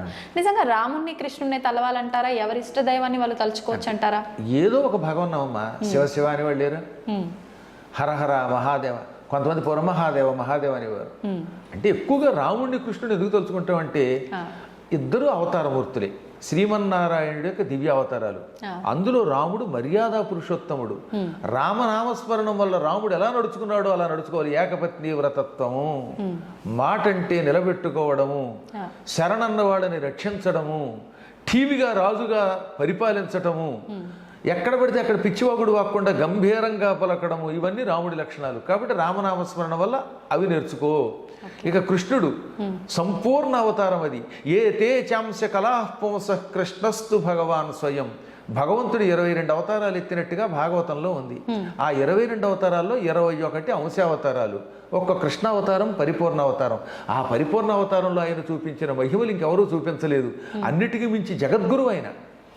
భగవద్గీత మనకు అందించిన గురువు అండి ఆయన. ఇక గురువు అనే శబ్దంలో జగద్గురువు మొట్టమొదటి ఆయనే.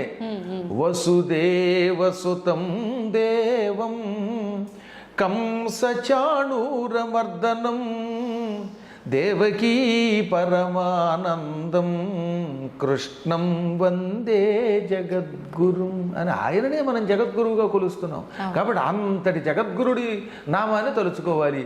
అందుకని రామ కృష్ణ అనుకుంటే అవతారములలో ఉన్న విశిష్ట లక్షణములు మనకి తెలుస్తాయి, ఆ కథలు తెలుస్తాయి. తద్వారా వాళ్ళలాగా మనం మారడానికి ప్రయత్నిస్తాం. పైగా ఈ నామములు ఇంకా తొందరగా రక్షిస్తాయి. రామనామానికి కృష్ణనామానికి ఉన్న శక్తి ఇంకంతా ఇంత కాదు, అనుభవించిన వాడికి తెలుస్తుంది. నేను తింటున్నా, తిరుగుతున్నా, నిద్రపోతున్నా కూడా లోపల లోపల ఆ నామం సాగుతూ ఉంటుంది. అలా సాగినప్పుడల్లా ఏదో తెలియని అలౌకిక ఆనందం పొందుతాను. అమ్మ, నాకు నిజంగా రాముడు కృష్ణుడు రెండింటి గురించి ఎన్నో పురాణాలు చెప్పినా అసలు కృష్ణావతారం, ఆ కృష్ణుడి యొక్క లక్షణాలు తెలుసుకుంటే ఎంత ఉత్సాహం కలుగుతుందో తెలుసునా. భాగవతాన్ని ఇప్పటి వరకు 371 సప్తాహాలు చేశాను. సప్తాహం అంటే తెలుసు కదా, 7 రోజుల పాటు భాగవతాన్ని పారాయణం ప్రవచనం చేస్తూ ఉంటాం. ఇప్పుడు 371వ పారాయణ కింద జరుగుతుంది మీరు వచ్చే సమయానికి. ఇప్పుడు అలా 371 అంటే నా జీవితంలో ఎన్ని రోజులు గడిపుంటానో ఆలోచించండి. సంవత్సరానికి 52 ఎన్ని వారాలు మినిమం అనుకుందాం కనీసం. 371 అంటే నేను కనీసం ఒక 6-7 సంవత్సరములు దానికే వెచ్చించాను అనమాట. ఇందులో సప్తాహాలకి పురాణాలు పక్కన పెట్టండి అనమాట. అందులో నిత్యం కృష్ణుడిని తలుచుకోకుండా, కృష్ణుడి పాట పాడకుండా ఉండను. అందుకని మన పెద్దలే ఉన్నారనమాట, అలా అనుకోమన్నారు. ఈ రామకృష్ణ అనుకోవడం కాకుండా అప్పుడు పాటలు కూడా పాడుకుంటే అసలు ఆ గానం వల్ల తొందరగా తరిస్తాం. కలియుగంలో కలవు సంకీర్తనాత్ ముక్తి. ఈ కలియుగంలో సంకీర్తన చేస్తే తొందరగా మోక్షం వస్తుంది. అందుకే మా భక్తుల చేత ఎప్పుడు నేను ఎన్నో కృష్ణ గీతాలు పాడించాను అనమాట. నాకు బాగా ఇష్టమైనది సింధు భైరవి రాగంలో శ్రీకృష్ణుడి పాట ఒకటి ఉన్నది. అది ఘంటసాల వారు ట్యూన్ చేశారు, సముద్రాల వారు రాశారు, సుశీల పాడింది. సినిమా వినాయక చవితి. సినిమా వినాయక చవితి కానీ అందులో కృష్ణుడు అనమాట. ఎంత గొప్ప పాట అండి. మ్యూజిక్ కూడా ఘంటసాలది. ఇంకా అలాంటి మనిషి ఇంకెక్కడ పుట్టాడు ఈ ప్రపంచంలో. నాకు ఆయన మీద ఉన్నంత వెర్రి పెచ్చ భక్తి ఇంకెవరి మీద ఉండదు. కారణం ఆయన జన్మ నాకు తెలుసు. ఆయన తర్వాత ఎవడైనా అలాంటి పాటగాడు మళ్ళీ పుట్టాడు గాయకుడు అంటే. ఒక 2 లైన్లు పాడండి గురుగారు. నిన్ను నెరనమ్మితిరా, నిన్ను నెరనమ్మితిరా మోహన కృష్ణ, నిన్ను నెరనమ్మితిరా దేవా ప్రేమవతారా,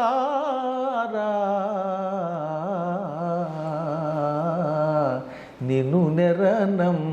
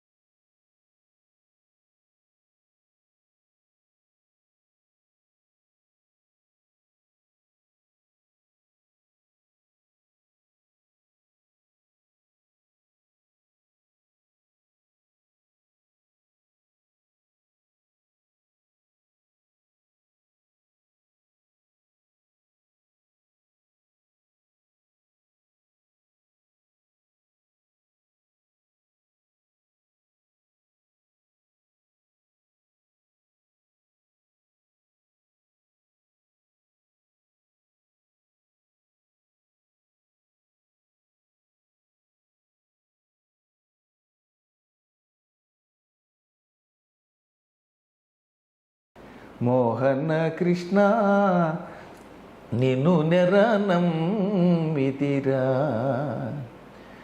నీ పద చింతన మీరిన మంత్రము నీ పద చింతన మీరిన మంత్రము నీ పద సేవకు మించిన పూజ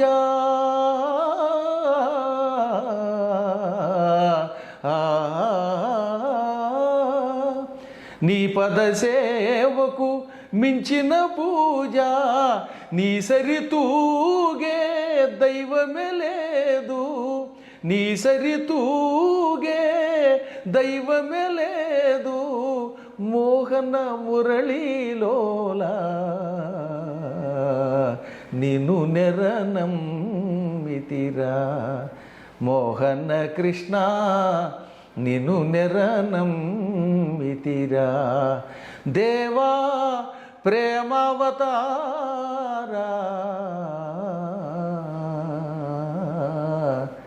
నిన్ను నెరనమ్మితిరా నిన్ను నెరనమ్మితిరా.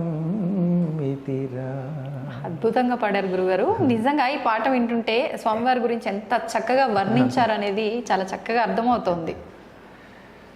అందువల్ల వీలున్నంత వరకు రామకృష్ణ అనుకుంటే హాయిగా సుఖంగా అంతే ఈ లోకంలో గడుపుతాం, అక్కడ గడుపుతాం. అదే నా విజయ రహస్యం. మీరు నిజంగా మొత్తం భగవంతుడి పైన ఆ ప్రేమ అదంతా కూడా అర్థమైపోతుంది మీరు పాడుతుంటే కళ్ళల్లో. చాలా చక్కగా పాడారు గురుగారు.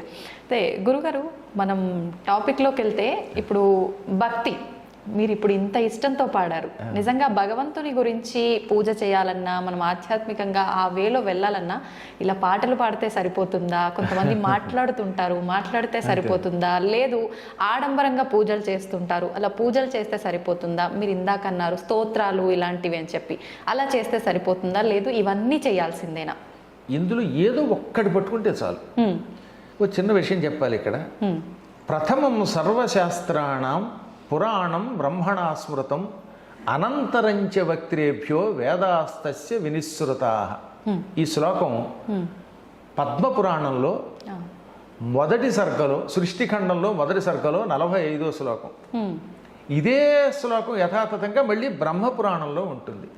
దీనికి అర్థం ఏమిటనమాట, ఈ సృష్టిలో మొట్టమొదట బ్రహ్మగారు పురాణములనే స్మరించెను. అనేక శాస్త్రాలు ఉన్నాయి కదా మనకి, పురాణాలు, వేదాలు, ఇతిహాసాలు, స్మృతులు. ఇన్నిటిలో ముందు పురాణాలని తన హృదయంలో స్మరించుకున్నాడు. దాన్ని నారదునికి ఇచ్చాడు. నారదుడు రామాయణాన్ని వాల్మీకి చెప్పాడు, మిగతావన్నీ వ్యాసునికి చెప్పాడు. కాబట్టి వ్యాసుడు రాశాడు. వ్యాసుడు రాయడానికి ముందు బ్రహ్మగారే దీన్ని స్మరించాడు. కానీ బ్రహ్మ నోట్లోంచి ముందు బయటకు వచ్చినవి ఏమిటి? వేదములు బయటకు వచ్చాయి. అందుకని వేదములకేమో ప్రాధాన్యం, రెండు పురాణములు. కాబట్టి వేదములు పురాణములు రెండు పూర్తిగా చదివినవాడు విన్నవాడే బాగుపడతాడు. ఇవన్నీ ఏం చేశారు? అందరూ చదవలేరు కదా. వేదములు అనంతములు, ఊరికే అందులో 4 భాగాలు ఊరికే బయటికి పెట్టాం తప్ప అసలు వేదములు అనంతావై వేదాహ. ఇక పురాణములు ఎన్నున్నాయో లెక్కలేదు, కోట్ల శ్లోకాలు. ఇక ఉపపురాణాలు, ఈ ఇతిహాసాలు ఇవన్నీ ఎవరు చదవగలరు? వీటి సారాంశముగా వ్యాసుడు ఏమన్నాడు? 9 భక్తి మార్గములను అవలంబించన్నాడు. అంటే నాయన ఇవన్నీ చదవలేరు, ఇన్ని పూజలు, ఇన్ని యజ్ఞాలు చేయలేరురా, భక్తిని పట్టుకోండి. ఆ భక్తి 9 మార్గములలో ఉన్నది. ఆ 9లో ఒకటి ఏమిటనమాట? పురాణములు శ్రవణము, వినడము. భగవంతుని కథలు వినండి. విన్నా మీరు తరిస్తారు. అన్నీ చేయలేకపోతే ఏం చేయొచ్చు అనమాట? ఏ పద్మాకర్ గారు చెప్పిన పురాణాలు యూట్యూబ్లో ఉంటాయి. మొన్న చెప్పారు ఏకంగా 10,000 గంటల కంటే ఎక్కువ నైట్ నా పురాణాలు. 10,000 గంటల పద్మాకరని కొట్టేస్తే వచ్చేస్తే వరుసగా. మొత్తం 18 పురాణాలు నేను చెప్పాను. పూర్వం చెప్పిన వాళ్ళు యూట్యూబ్ లేవు కనుక లేవు. అంత పూర్వం కూడా పెద్దలు ఎంతో మంది చెప్పుంటారు కదా. కానీ ఇప్పుడు నా అదృష్టవశాత్తు యూట్యూబ్లో నా శిష్యులు పెట్టారు, వాళ్ళు గొప్పవాడు. అది మీ అదృష్టం కాదు గురువు గారు, మాలాంటి వాళ్ళ అదృష్టం. అవి ఎల్లకాలం మేము వినగలుగుతాం, ఉండిపోతున్నాయి కదా. ఆ విధంగా బ్రహ్మశ్రీ వద్దిపర్తి పద్మాకర్ అఫీషియల్ ఛానల్ అని పెట్టి అందులో పెట్టారు. కోడే జగదీష్ గారని డెమాయిన్లో ఉంటారు, అయోవా స్టేట్లో. ఆ మహానుభావుడే ఈ ఛానల్ నాది పెట్టి తద్వారా ఇవన్నీ అందులో అప్లోడ్ చేయించారు, శిష్యులందరినీ పెట్టి ఎంతోమందిని అందులో ఇన్వాల్వ్ చేసి. కాబట్టి మొత్తం ఈ పురాణములలో ఎంతో కొంత వినండి. వినడం వల్ల తొందరగా తరిస్తారు. చదవడం కంటే వినడం తేలిక కదా. ఇప్పుడు నేను చెబితే కొంచెం తేలిక అర్థం అవుతుంది కదా ఉన్నంతలో. అందువల్ల శ్రవణం, కీర్తనం అంటే ఇప్పుడు నేను చెప్పినట్టుగా పాడడం, పొగడడం, సంకీర్తనము లేక స్తోత్రాలని నోటితో అనడం కూడా కీర్తనమే. ఇది రెండవది. మూడవది స్మరణం. ఒకటేమో శ్రవణం, రెండు కీర్తనం, మూడోది విష్ణోహ స్మరణం. స్మరణం ఇందాక చెప్పినట్టుగా రామ కృష్ణ గోవింద వాసుదేవ నమ శివ ఏదో ఒకటి స్మరించుకో లోపల పైకో. పాదసేవనం. పాదసేవ అంటే ఇప్పుడు విష్ణువో శివుడో నా పాదాలని సేవించే భాగ్యం మనకి ఎవరుగా? మహాత్ములను సేవించుము. అది పాదసేవనం అంటే. మీ తల్లిదండ్రులు వాళ్ళు దేవతా స్వరూపులు, మీ గురువులు దేవతా స్వరూపులు, వాళ్ళకి పాదసేవ చెయ్యి. కుంటివాళ్ళు పాపం గుడ్డివాళ్ళు నిజంగా అలా అనకూడదు, దివ్యాంగులని పేరెట్టారు మన ప్రధాని గారు. అటువంటి పుణ్యాత్ములకి సేవ చేయి, పాదసేవ చెయ్యి. లేదా వాళ్ళకి ఏదో అన్నం పెట్టు. ఇదంతా భగవంతుని పాదసేవ. ఆ తర్వాత అర్చనం. ఇదో పూజలు చేయటం, పువ్వులతో పూజో లేకపోతే ధూపదీపాలతో షోడశోపచారాలతో గుళ్ళోకి వెళ్ళి అర్చనం చెయ్యి. వందనం, నమస్కారం చెయ్యి. భగవంతుడికి, భగవద్భక్తులకి, పెద్దలకి నమస్కారం చెయ్యి. దాస్యం, సేవ చెయ్యి. ఇప్పుడు ఆంజనేయుడు ఉన్నాడు కాబట్టి ఆయనకి అదృష్టవశాత్తు రాముడు ఎదురుగుండా ఉన్నాడు కనుక సేవ చేశాడు.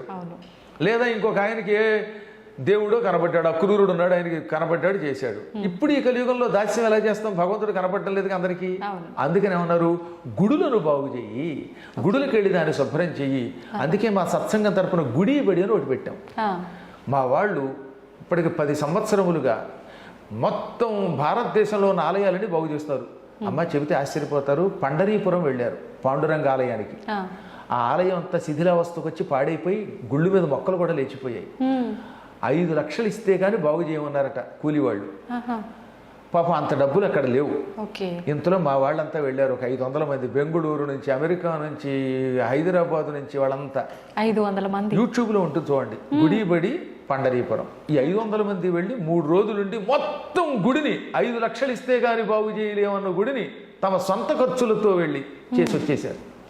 వాళ్ళు మాకు సర్టిఫికేట్ పంపారు. అయ్యా మీ శిష్యులు ఎంత అద్భుతంగా చేశారండి, గుడిని నభూతన భవిష్యత్ అనే రీతిలో తీర్చిదిద్దారని. ఇప్పుడు ఆ గుడికి సేవ చేయటమే భగవంతుడికి దాస్యం. కష్టాల్లో ఎంతో మంది ఉన్నారు, వాళ్ళకి సేవ చేయండి, అది భగవంతుని సేవ. ఆ విధంగా గుడిని వాటిని బాగు చేసి అక్కడ కాసేపు పారాయణ చేస్తే అది పరమాత్మ సేవ అవుతుంది. అది దాస్యం అంటే. ఆ తర్వాత భగవంతుడితో స్నేహం అంటే భగవద్భక్తులతో, పురాణములతో స్నేహం చేయండి. ఆత్మ నివేదనం, నిన్ను నువ్వు పరమాత్మకి సమర్పించుకో, నా సమస్తం పరమాత్మది అనుకో. ఈ విధముగా శ్రవణం, కీర్తనం, విష్ణోహ స్మరణం, పాదసేవనం, అర్చనం, వందనం, దాస్యం, సఖ్యం, ఆత్మనివేదనం, ఇందులో ఏ ఒక్కదాన్ని పట్టుకున్నా తరిస్తాం. 9 పట్టుకుంటే ఇక వాడికి తిరుగులేదు. ఇప్పుడు ఈ చెప్పింది ఎవరనున్నారు? ప్రహ్లాదుడు చెప్పాడు వాళ్ళ నాన్నకి. ఇది ప్రహ్లాదుడు చెప్పిన భాగవత శ్లోకం. పోతన గారు అందంగా తెలుగులో ఇంకా బాగా అనువాదం చేశాడు.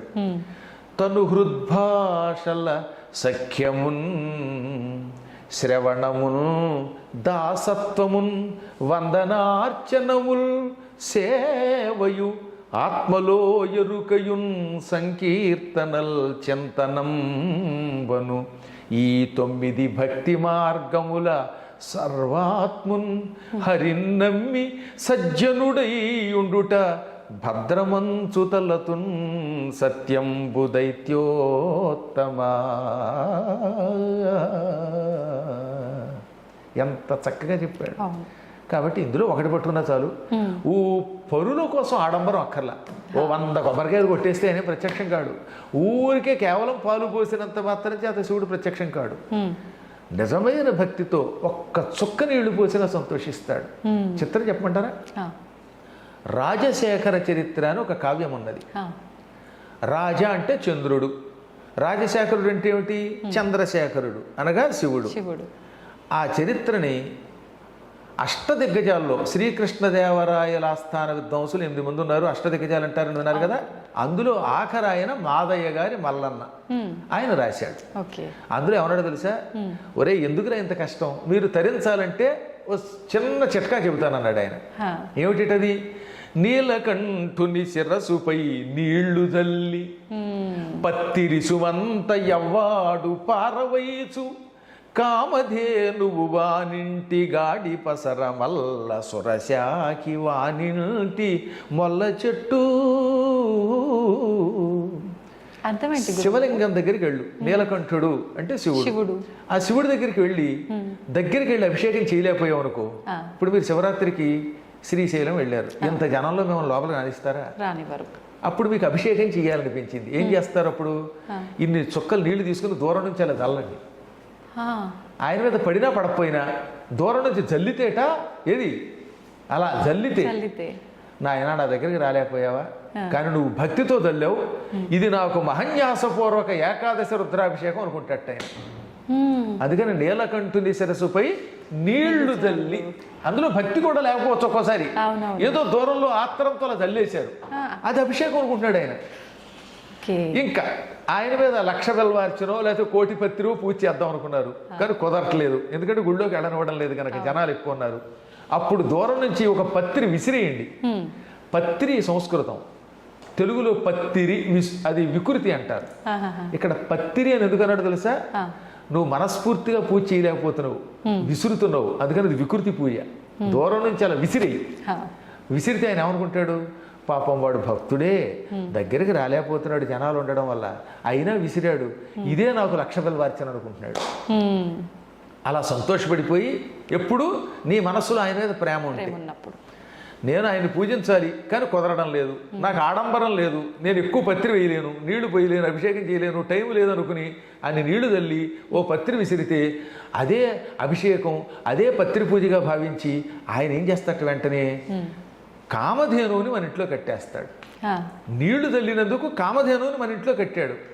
కామధేనువు మన ఇంట్లోకి వస్తే లాభం ఏమిటి? కామధేనువు స్వర్గంలో ఉంటుంది, పాల సముద్రం చిలికితే పుట్టింది, ఆవు దగ్గరికి వెళ్ళి ఏమడిగితే ఇది ఇస్తుంది. కామధేను లక్షణం ఏమిటి? కోరిన కోరికలు ఇస్తుంది. కామము అంటే కోరిక, కోరినవి ఇస్తుంది కనుక ఆ ధేనువుని, ఆవుని కామధేను అన్నారు. అప్పుడు మీరు ఆ కామధేనువుని ఏది, ఆయనేమో ఇన్ని నీళ్లు తల్లినందుకు కామధేనువు మీ ఇంట్లో పెట్టాడు కనుక, కామధేనువు నేను ఇల్లు కొనుక్కోవాలనుకుంటున్నాను, జూబ్లీ హిల్స్లో ఒక్క అపార్ట్మెంట్ ఒక ఫ్లాట్ ఇప్పించా అంటే ఇచ్చేస్తున్నది, నిజంగా చిత్తశుద్ధితో వేస్తే.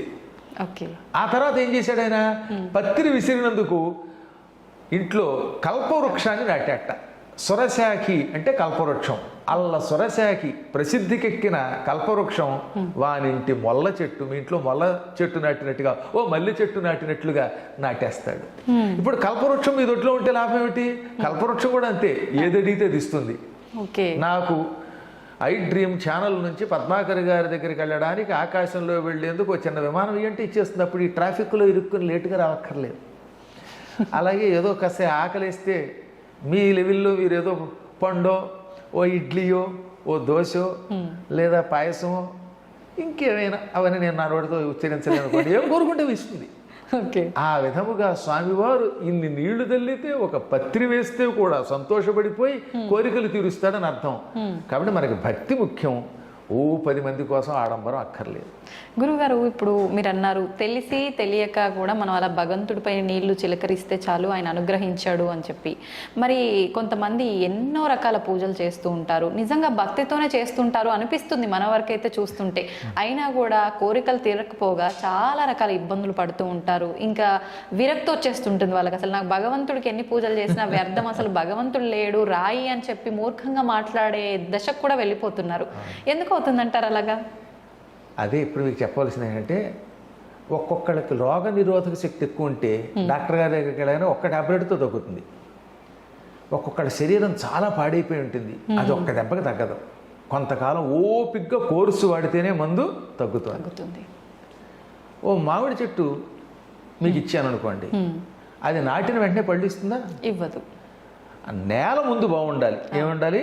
నేల ముందు సాగు నేల, మంచి ఒక సారవంతమైన నేల అయితే అందులో నాటితే దాన్ని కొంతకాలం జాగ్రత్తగా పోషిస్తే, నీళ్ళు అవి పోసి పెరిగాక పళ్ళు ఇస్తుంది. ఇప్పుడు మనం చేసే పూజలు ఇవన్నీ మన కర్మలే. ఇవన్నీ ఫలించడానికి కొంచెం సమయం పడతాయి. కొందరికి వెంటనే ఎందుకు ఫలిస్తుందంటే వాడి భక్తిలో పరాకాష్ఠ స్థితి ఉంది. అంటే వాడు సారవంతమైన నేల లాంటి వాడు, విత్తనం గొప్పది, తొందరగా ఫలిస్తుంది, హైబ్రిడ్ ఇది. కొన్ని తొందరగా ఫలించవు. అలాగే కొంతమందికి తొందరగా ఔషధం పనిచేస్తుంది, కొందరికి ఫలించదు. వారి శరీరాన్ని బట్టి, వారి మనస్సుని బట్టి, ఇచ్చే మందుని బట్టి ఫలితం ఉంటుంది. మనం పూర్వజన్మలోనూ ఈ జన్మలోనూ చేసిన కర్మలు తొలగడానికి కొంతమంది ఎక్కువ కాలం ఎదురు చూడాలి, కొంతమందికి తొందరగా ఫలిస్తాయి. అందువల్ల ఓపిగ్గా చెయ్యవలసిందే. ఇప్పుడు మీకు ఉద్యోగం కోసం ప్రయత్నిస్తున్నారండి, ఒక్కొక్కటి ప్రతిభని బట్టి ఏమవుతుంది, ఇమీడియట్గా సెలెక్ట్ అవుతున్నాడు. ఒక్కొక్కడు 5-6 సార్లు పరీక్షలు రాశాక సెలెక్ట్ అవుతాడు. ఒక్కొక్కడు యావజ్జీవితం డిఎస్సి రాసినా సెలెక్ట్ అవడు. కానీ వాడు బతకడానికి ఇంకో ఉద్యోగం చూసుకోవాల్సిందే, తప్పదు. అలాగే మనం చేసిన ప్రయత్నములు ఒకవేళ వ్యర్థమైనా తొందరపడకుండా నమ్ముకుంటే అవుతాయి. చదువుకుంటున్న రోజుల్లో ఓ తమాషా జరిగింది.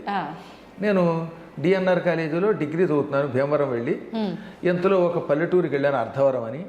ఆ ఊళ్ళో ఉగాది నాడు 1986లో ఉగాది నాడు ఎవరో స్వామీజీని సుందరకాండ చెప్పమని పిలిచారు.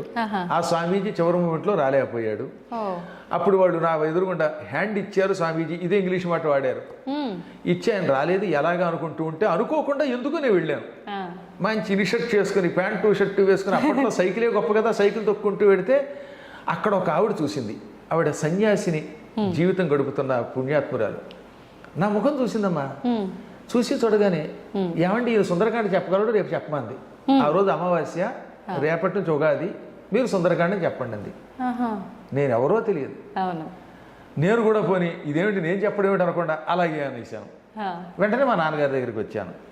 నాన్నగారు ఇలా పురాణం చెప్పమంటుంది ఆవిడంటే, ఒరే నీకు ఎలాగో సంస్కృతం బాగా పాండిత్యం ఉంది కదా, హిందీ వచ్చు, తెలుగు వచ్చు, ఇవాళ సుందరకాండంలో 2-3 సర్కలు కంఠస్థం చెయ్యి, తాత్పర్యం చెప్పేయి అన్నారు ఆయన. ఒకసారి ఆలోచించండి, సుందరకాండంలో 68 సర్కలు ఉంటాయి, 9 రోజుల్లో కంఠస్థం చేసి చెప్పమన్నారు ఆయన. నేను వెంటనే మొదటి సర్క తీసుకున్నాను. తతో రావణ నేతాయ సీతాయ శత్రుకరిసిన ఏష పదమన్వేష్టుంచారణ చరితేపతి దుష్కరం నిష్పతి ద్వంద్వం చికీర్షం కర్మ వానర సముద్ర శిరోగ్రీవో గవాంపతిరివా బభౌ. ఇలా శ్లోకాలు ఒకసారి చదివితే గుర్తు ఉండిపోయి కంఠస్థం వచ్చేసి, ఓరి బాబు ఎంత జ్ఞాపక శక్తి ఉందన్నమాట అనుకుని మొత్తం ఆ 9 రోజుల్లో కంఠస్థం చేసి పురాణం చెప్పేశాను. అద్భుతంగా వచ్చేసారు ఆ ఊళ్ళో జనాలు, పెద్ద పెద్ద వాళ్ళు. 20 ఏళ్ల కుర్రవాడి పురాణానికి 60 ఏళ్ళు దాటిన వాళ్ళు వచ్చారు. ఇక నాకు బ్రహ్మరథం పట్టేశారు ఆ ఊళ్ళో. ఆ ఊళ్ళో ఎక్కువ రాజులు, క్షత్రియులు. ఇంకా వెనక్కి తిరిగి చూసుకోలేదు ఆనాటి నుంచి ఈనాటి వరకు. కాబట్టి ఎందుకు చెప్తానంటే, అప్పుడు పురాణములు మొదలు పెడితే ఇన్నాళ్ళు పట్టింది కదా నేను పురాణాలు మండపం కట్టడానికి, ఇంకా ప్రయత్నం చేస్తున్నాం. కొంతకాలం పడుతుంది. నా తర్వాత వచ్చినోడు బాగా మీకు వచ్చినోళ్ళు లేరేటి. ఇప్పుడు నా తర్వాత చాగంటి కోటేశ్వరరావు గారు నేను వచ్చిన తర్వాత 20 ఏళ్ల తర్వాత వచ్చారు. మా నాన్నగారికి అమరేశ్వర ప్రసాద్ గారు ఒక శిష్యుడు ఉన్నాడు. మా నాన్నగారి దగ్గర సంస్కృతం చదువుకున్నాడు. మా నాన్నగారు 3 ఏళ్ళు ఆయనకి అన్నం పెట్టి పాఠం చెప్పారు. ఆ అమరేశ్వర ప్రసాద్ గారు శిష్యుడు చాగంటి కోటేశ్వరరావు గారు. అంటే నాన్నగారి శిష్యుడు. చూడండి, పూర్వజన్మ సుకృతం అయింది. టక్కున ఆయన వెంటనే జగత్ ప్రసిద్ధికి ఎక్కారు. కాబట్టి ఒక్కొక్కళ్ళకి తొందరగా వస్తుంది, కొందరికి ఆలస్యంగా వస్తుంది. అది వారి వారి యొక్క సుకృతాలను బట్టి ఉంటుంది. అందుకని ఆయన పేరు వచ్చింది నాకు అంత రాలేదని ఏడిస్తే పిచ్చాడు వీడు. అంతే, ఎవరికి ఎంత ఇవ్వాలో పరమాత్మకి తెలుసు. అందువల్ల మనం పూజ చేసినంత మాత్రం చేత వెంటనే ఈ రోజే ఫలించదు.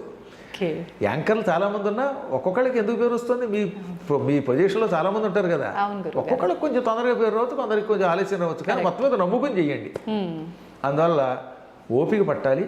ఒక్కోసారి ఓపిక పట్టినా కూడా ఎన్నాళ్ళైనా ఫలించకపోతే అప్పుడు భగవంతుడి మీద కొంచెం అలగచ్చు.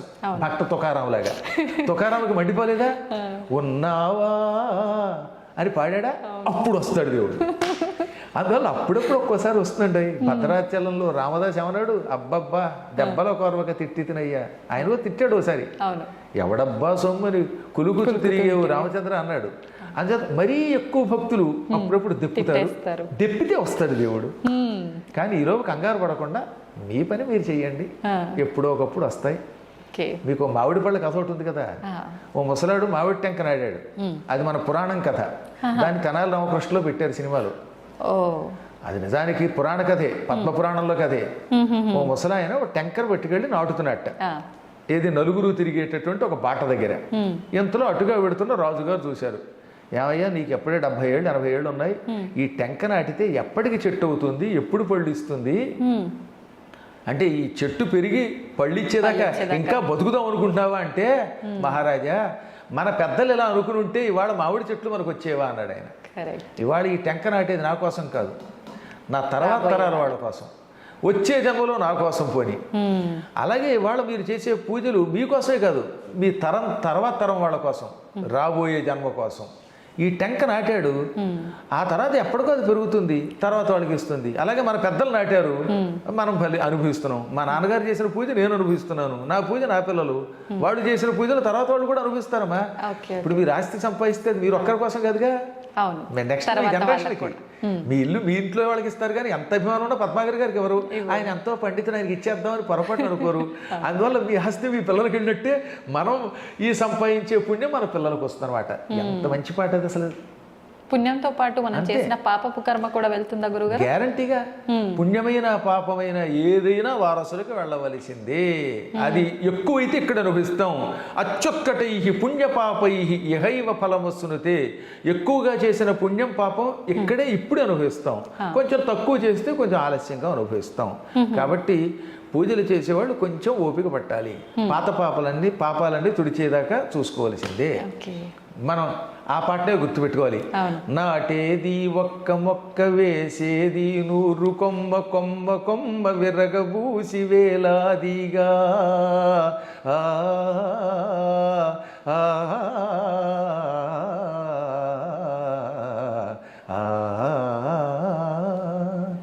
నాటేది ఒక్క మొక్క, వేసేది 100 కొమ్మ, కొమ్మ కొమ్మ విరగబూసి వేలాదిగా.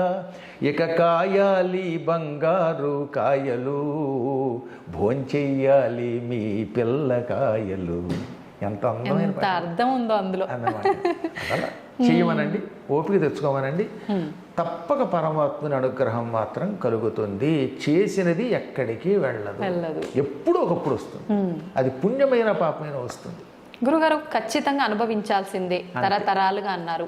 కానీ అనుభవించాలి అని అంటే చాలా మంది అనుకుంటారు ఈ పూజల వల్ల వీటి వల్ల తగ్గించుకోవచ్చు అంటారు. నిజంగా తగ్గించుకునే అవకాశం ఉందా? తప్పించుకునే అవకాశం లేకుండా కర్మలు 3 రకాలు. ఒకటి ప్రారబ్ధం, ఇంకొకటి సంచితము, ఇంకొకటి ఆగామి. సంచితం అంటే పోగేసుకున్నది, పూర్వం ఎప్పుడో చేసాం, అది బ్యాంక్ బ్యాలెన్స్, FD అనమాట, ఫిక్స్డ్ డిపాజిట్. ఓకే. ఇక రెండవది ప్రారబ్ధం, అంటే ఇప్పుడు మనం చేస్తున్నది, అనుభవిస్తున్నది. మీరు ఇడ్లీ కడుపులోకి పంపేశారు, ఆ ఇడ్లీ ఎఫెక్ట్ చూపిస్తుంది. అది మంచి ఇడ్లీ అయితే ఆరోగ్యంగా ఉంటాం. ఏ ఇక్ష్వాకుల కాలం నాటి ఇడ్లీయో పాతకాలం చట్నీయో వేసుకు తింటే వికారం పెడుతుంది. ఈ మధ్యన మాతో ఒక ఆవిడ లంకొచ్చి కాస్త 4 కారపోస్తాను, కానీ ఇంటికి వచ్చిన తర్వాత 3 రోజుల పాటు రోజు బాత్రూమే. అంటే మరి తిన్నది కదా, తిన్న ఎఫెక్ట్ పడతారు. అది ప్రారబ్ధం. ప్రారబ్ధం అంటే ఒకసారి నీ శరీరంలో ప్రవేశించేసింది, ఇక అనుభవించాలి, దాన్ని ఎవడ ఏం చేయలేడు. మందు వేసినా కూడా ఆ పూర్తిగా దాన్ని కంట్రోల్ చేయదు, కొంచెం కొంచెం కొంచెం తగ్గిస్తుంది. ముందు మొత్తం మీద ఆ చెత్త పోవలసిందే. అంతే. అందువల్ల ప్రారబ్ధ కర్మ అంటే అనుభవించి తీరవలసిన కర్మము. దానికి ఉదాహరణ చెప్పారన్నమాట. తిన్న తిండి ఇంక లోపలికి వెళ్ళాక దాని ప్రభావం ఎలా చూపిస్తుందో అలా చూపిస్తుంది. సంచితం అని ఉంది కదా, పోగేసుకున్నది, అది వదిలించుకోవచ్చు. ఎలా గురుగారు? ఇప్పుడు మీ FD ఉంది, మీకు 10 లక్షలు ఉన్నాయి అనుకుందాం కాసేపు, దేవుడి దయ వల్ల. ఆ 10 లక్షలు మీకు నా మీద అభిమానం కలిగితే నాకు ఇచ్చేయచ్చుగా. మీకు పద్మాకర్ గారి మీద అభిమానం కలిగింది, ఆయన ఏదో పురాణ మండపం కడుతున్నాడు, ఆయనకి ఇచ్చేద్దాం అనిపించింది అనుకోండి, ఇచ్చేయచ్చు. ఇవ్వాలనుకుంటే ఇచ్చేస్తే ఇంకా డబ్బు పోయినట్టే. అంటే కంగారు ఏం పడదు, నేనేం మిమ్మల్ని అడగను, మీరు ఒక్కరు. కాబట్టి సంచితం వదిలించుకోవచ్చు. ఆగామి అంటే భవిష్యత్తులో చేయబోయే పనులు, ఇవి కూడా మనం అదుపులో పెట్టుకోవచ్చు. మనం కావాలంటే కొన్ని పనులను అదుపులో పెట్టుకోవచ్చు, అవి తొలగించుకోవచ్చు. ఈ సంచితము ఆగామి తొలగించుకోవడానికి అర్చనలు, పూజలు, ప్రయత్నాలు పనికొస్తాయి. ప్రారంధం మాత్రం చచ్చినట్టు అనుభవించాలి. కానీ అక్కడే ఉన్నది. ఎక్కువ భక్తితో భగవంతుడు పట్టుకోవడం ఎటువంటిది అన్నారు అంటే, ఒక అపవిత్ర ఆహారం తిన్నారు, పనికిమాలిన ఆహారం, దాని ఎఫెక్ట్ వల్ల చచ్చిపోకుండా మందు వేసుకుంటే ఏమవుతుంది, కొంత నీరసం వచ్చినా తగ్గుతుంది, ఏదో వాంతులు అయ్యింది, తర్వాత మందు వేస్తే కట్టుబడుతుందా లేదా. అలా ప్రారంధంలో కొంత తగ్గించుకుంటాం. కాబట్టి కర్మలను కూడా మనం భగవదర్చనతో కొంతవరకు నియంత్రిస్తాం, కానీ పూర్తిగా నియంత్రించలేము, ఎంతో కొంత అనుభవించాలి. ఒక్క సద్గురువుల అనుగ్రహం, నిజమైన సద్గురువు నేను చెప్పేది. ఇవాళ అందరూ సద్గురువులు అనుకోండి, ఎవడబడితే వాడు జాయ చక్రాంత కంటే ఎక్కడ కుదురుతుంది. ఇప్పుడు మేము మీకు ఒక మార్గం చూపిస్తాం, కానీ పూర్తిగా మిమ్మల్ని బాగు చేయలేము. కరెక్టే. ఇలాగ మోసం చేస్తున్నారు కొంతమంది. ఎవడికాడే నేనే సద్గురువుని అంటాడు. ఏం సద్గురువు? అసద్గురువులు ఇవి. ఇవి ప్రమాదకరమైనవి. గురువు ఒక మార్గం చూపిస్తాడు, కానీ సంపూర్ణంగా అనుగ్రహించలేడు. కానీ అరుదుగా కొంతమందిని అనుగ్రహించగలుగుతారు, అందరినీ చేయలేము. ఎక్కడో ఏ విశ్వామిత్రుడు లాంటి వాడో త్రిశంకుడిని స్వర్గానికి పంపగలిగాడు, కానీ అందరినీ పంపగలవా? ఏ వశిష్ఠుడో ఎవరినో పంపించాడు. అందువల్ల అరుదుగా కర్మలను కూడా తగ్గించి వాళ్ళని ముక్తికి పంపించే శక్తి కలిగిన వాళ్ళు కొందరు ఉంటారు, కానీ అది కొంచెం కష్టం, మార్గం చూపిస్తారు. కాబట్టి కొంత కర్మ అనుభవించక తప్పదు అన్నమాట. ఓకే గురువుగారు, దైవాంశ సంభూతుడు అని చెప్పి మనుషుల్ని అంటూ ఉంటారు కొంతమంది, కారణ జన్ములు అని, దైవాంశ సంభూతుడు అని. అంటే ఏంటి గురువుగారు? నిజానికి ఈ ప్రపంచంలో అందరూ దైవాంశ సంభూతులే. దేవతా శక్తి లేకుండా అసలు మీరు పుట్టరు. కానీ అది కొంతమందిలో ఎక్కువ ఉంటుంది, కొందరిలో తక్కువ ఉంటుంది. అందువల్ల ఇప్పుడు మీరు చక్కగా మాట్లాడి వ్యాఖ్యానం చేస్తున్నారే, ఈ వ్యాఖ్యానం చేసే మాట ఆ దేవతలు ఇచ్చింది. అందువల్ల మీరు దైవాంశ సంభూతురాలే. ఒక ఆయన బాగా కెమెరాను పట్టుకుని చక్కగా షూట్ చేస్తారనమాట. ఓహో ఈయన ఈ యాంగిల్లో అయితే బాగుంటాడు, పద్మాకర్ గారు ఇలా అందంగా ఉంటాడని. కొన్ని ఛానల్స్ వాళ్ళు నన్ను చూపిస్తారు, కర్మ ఇంత తెల్లగా ఉన్న నేను కూడా అక్కడ నల్లగా కనపడతాను అంటే వాడికి అందులో దైవాంశం తక్కువ ఉందనమాట అందులో. కాబట్టి ఆయనకి కెమెరాలు ఆ రంగంలో ఉన్నది. కొందరు బాగా పాడతారు, కొందరు బాగా మాట్లాడగలుగుతారు, కొందరు తినగలుగుతారు. తినడం కూడా దైవాంశే, తింటే అరుగుతుందిగా. కాబట్టి అందరం కారణ జన్ములే. తానెందుకు పుట్టాడో తెలుసుకుని ఆ కారణమును సఫలీకృతం చేసుకున్నవాడు ధన్యాత్ముడు. కొందరికి తెలియదు తాను ఎందుకు పుట్టామో, పట్టించుకోరు, ఆ శక్తుల్ని వృధా చేసుకుంటున్నారు. అందువల్ల మనం సాధన చేస్తే దైవాంశతో పుట్టిన మనం దైవం అవ్వచ్చు. సాధన చేయకపోతే దైవాంశతో పుట్టిన ఎందుకు పనికి రాకుండా అయిపోతాడు. ఎంతో మంది అలాగే మట్టిలో పుట్టి మట్టిలో కలిసిపోతారు, పుట్టలో చెదలు పుట్టినట్టుగా పుడుతున్నారు. కాబట్టి సాధన చేసి ప్రతి వ్యక్తి గొప్పవాడు అవ్వచ్చు. అందుకే భీష్ముడు చెప్పాడు మహాభారతంలో, ఎక్కడ విరాట పర్వంలో, ఉత్తర గోగ్రహణం ఉంటుంది కదా, పాండవులు మారువేషంలో ఉన్నారేమో పట్టుకోవడానికి, విరాటరాజు గారు ఆవుల్ని పట్టుకోవడానికి దుర్యోధనాదులు వెళ్ళారు ఉత్తరం దిక్కున ఉన్న ఆవుల్ని పట్టుకోవడానికి. అప్పుడు ఆయన పాండవులు ఎందుకు వల్ల గొప్పవాళ్ళు అవుతారో చెప్పాడు దుర్యోధనాదులతో. నల్లవు నిక్కమాడె నృపనందను ముందట ద్రోణుడొక్కడు తెల్లముగాగా బాహుబల ధీబల దైవ బలంబులప్ప వర్తిల్లుదురు అన్నాడు ఆయన. అంత పద్యం అక్కర్లేదు, కానీ ఈ ఒక్క ముక్క మనకు కావాలి. పాండవులకి మొదట బాహుబలం ఉన్నది, పుట్టుకతో బాహుబలం ఉన్నది, శరీర బలం ఉన్నది. ఇక్కడ బాహుబలం అంటే చేతులని కాదు, కేవలం శారీరక బలం ఉన్నది. అది మన చేతిలో లేదు కదా, మన తల్లిదండ్రులు హెరిడిటీగా ఇస్తారు, జీన్స్ అంటాం. పుట్టుక మన చేతిలో లేదు కనుక బాహుబలం అనేది మన చేతిలో లేదు. కానీ మొత్తం మీద వాళ్ళు పుట్టడంతో శరీర బలంతో పుట్టారు, అది అదృష్టం. రెండవది బుద్ధిబలం ఉన్నది. ధీబలం అంటే బుద్ధిబలం. ఈ బుద్ధిబలం పుట్టుకతో కొంత ఉంటుంది, బాగా పెంచుకోవడం వల్ల పెరుగుతుంది. మీ దగ్గర అందరికీ జ్ఞాపక శక్తి ఉంటుంది, కానీ దాన్ని ఏం చేయాలి? పదులు పెట్టాలి, సాధన చేయాలి. చేయగా ఏమవుతుందన్నమాట, బాగుపడుతుంది. నేను చూసిన ఒక యాంకర్ ఉండేది, నెత్తి ఉండేది ఆవిడికి. నేను చెప్పి ధైర్యం చెప్పగా ఇప్పుడు అద్భుతంగా మాట్లాడేస్తుంది. అస్సలు రావట్లేదు నత్తి, అస్సలు నత్తి లేదు, సాధనతో పోగొట్టుకుంది. అంటే ప్రాక్టీస్ మేక్స్ మ్యాన్ పెర్ఫెక్ట్ అంటే ఇదే. కాబట్టి సాధనతో దీబలాన్ని పెంచుకోవచ్చు. బాహుబలం మన చేతిలో లేదనుకోండి, బుద్ధిబలం దేవుడు ఇచ్చిందని కూడా ఏం చేయొచ్చు అనమాట, పదును పెట్టుకోవచ్చు. పాండవుల దగ్గర దేహబలము బుద్ధిబలంతో పాటు దైవ బలం ఉన్నది. వాళ్ళు బాగా భక్తులు, కృష్ణుడిని పట్టుకున్నారు. ఈ మూడు బలములు ఉన్న వాళ్ళకి ఎప్పుడూ తిరుగు ఉండదు. కాబట్టి ఈ మూడు బలములను మనం పెంచుకోవచ్చు. పెంచుకుంటే మనం జీవితంలో పైకి వస్తాం. మీకు ఉదాహరణ చెప్తాను. నా చిన్నప్పుడు నాకు కూడా తెలియదు ఇంత జ్ఞాపక శక్తి ఉన్నట్టుగా. ఇంచుమించుగా 5 ఏళ్ళు 6 ఏళ్ల వయస్సులో అనుకుంటాను, సుందర శివరావు గారిని ఒక ఆయన ఉండేవారు ఉంగుటూరు అనే ప్రాంతంలో. ఆయన నన్ను చూచి మా నాన్నగారిని, ఈ కుర్రాడు ఏం చెప్పినా అప్పచెప్పేస్తున్నాడండి, ఇటువంటి వాడిని బాగు చేద్దామని అల్లసాని పెద్దన గారి మనుచరిత్రలో ఒక పేజీ గద్యం ఉంటుంది. ఏమిటి గద్యం? పద్యాలు అని ఉంటాయి కదా. పద్యం ఏమో ఎలాగో ఉత్పలమాల, చంపకమాల ఇలాంటివి. ఇవి కాకుండా అప్పుడప్పుడు ఏం చేస్తారన్నమాట, ఏకధాటిని ఒక వచనం ఇస్తారు, పెద్ద పారాగ్రాఫ్. అలాంటి గద్యం ప్రథమ స్కంధంలో ఉంది, మొదటి ఆశ్వాసంలో, ప్రథమాశ్వాసంలో. పరీక్షించడానికి ఆ వచనం నా చేత చదివించి తొందరగా అప్పచెప్పంటే 5 నిమిషాలు కూడా పట్టలేదు, చదివి అప్పచెప్పేశాను నేను. అప్పుడు నాకు ప్రాక్టీస్ చేయటం వల్ల ఎంత లాభమో తెలిసింది. అందువల్ల ఇన్ని పుస్తకాలు కంఠస్థం చేశాం. ఓ పెద్ద పేజీ అనమాట. ఓ సిద్ధుడు ఉన్నాడు, ఆ సిద్ధుడు తీర్థయాత్రలు చేశాడు. ఆ ప్రవరుడు అనే ఆయన, నువ్వు ఏమేమి తిరిగావు అని అడిగితే, నేను ఇవి తిరిగాను అవి తిరిగాను ఏమిటి, మొత్తం ప్రపంచం తిరిగాను అని చెప్పడానికి ఈ గద్యంలో చెప్పాడు అనమాట.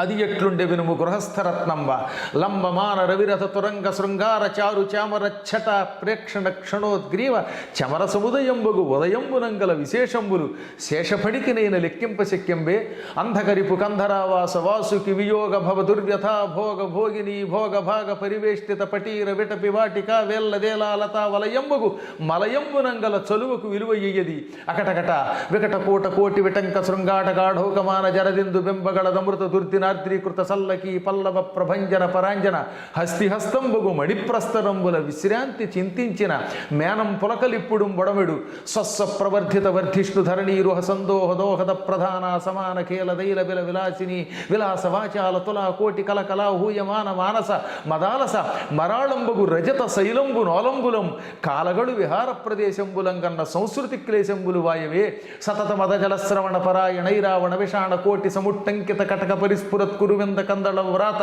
జాతాలాత శంకాప సర్పదభ్రము భ్రమీ విభ్రమ ధురంధరంబగు మేరుధరాధరంబు శిఖరంబుల సోయగంబులు కలయంగనుంగొరుట బహుజన్మకృత సుకృత పరిపాకంబునంగా కయ్యేల చేకూర నేర్చు నేనిట్టి మహాద్భుతంబులు ఈశ్వరానుగ్రహంబున అల్పకాలంబున కనుంగొంటి ననుటయు ఈషదంకురిత హసనగ్రశిష్టు గండయుగులుండగుతూ ప్రవరుండతనికి ఇట్లనియే. అమ్మో గురువుగారు నేనేం మాట్లాడలేను, దండం పెట్టడం తప్ప. ఇదేనా మీరు ఆ రోజున చెప్పింది? 5 ఏళ్ల వయస్సులో కంఠస్థం చేసింది. అమ్మో, అప్పటికా నేను అక్షరాలు కూడా సరిగ్గా రావు.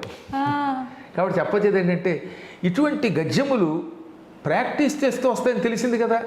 ఓహో జ్ఞాపక శక్తి ఉందనుకుని పురాణములు చదువుతుంటూ వచ్చాయి.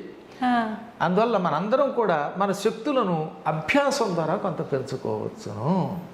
అభ్యాసం ఎవరినైనా గొప్పవాడిని చేస్తుంది. ఇలాంటి వచనములు మీకు ఓపిక ఉంటే ఒక 200-300 ఒకే రోజు అప్పగలరు.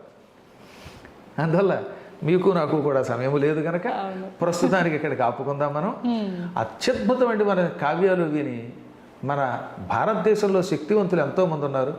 అలా ఇలాగే ఎన్నో సాధనలు చేసే వాళ్ళంతా పైకి రావాలని కోరుకుందాం. తప్పకుండా గురుగారు. నిజంగా మా తరం వాళ్ళకి మీ మాటలు, మీ పాటలు, మీ పద్యాలు అన్నిటి రూపంలో చాలా మంచి మంచి విషయాల్ని తెలియజేస్తున్నారు. ఇంకా తెలియజేయాలనే కోరుకుంటాను గురుగారు. ధన్యవాదాలు.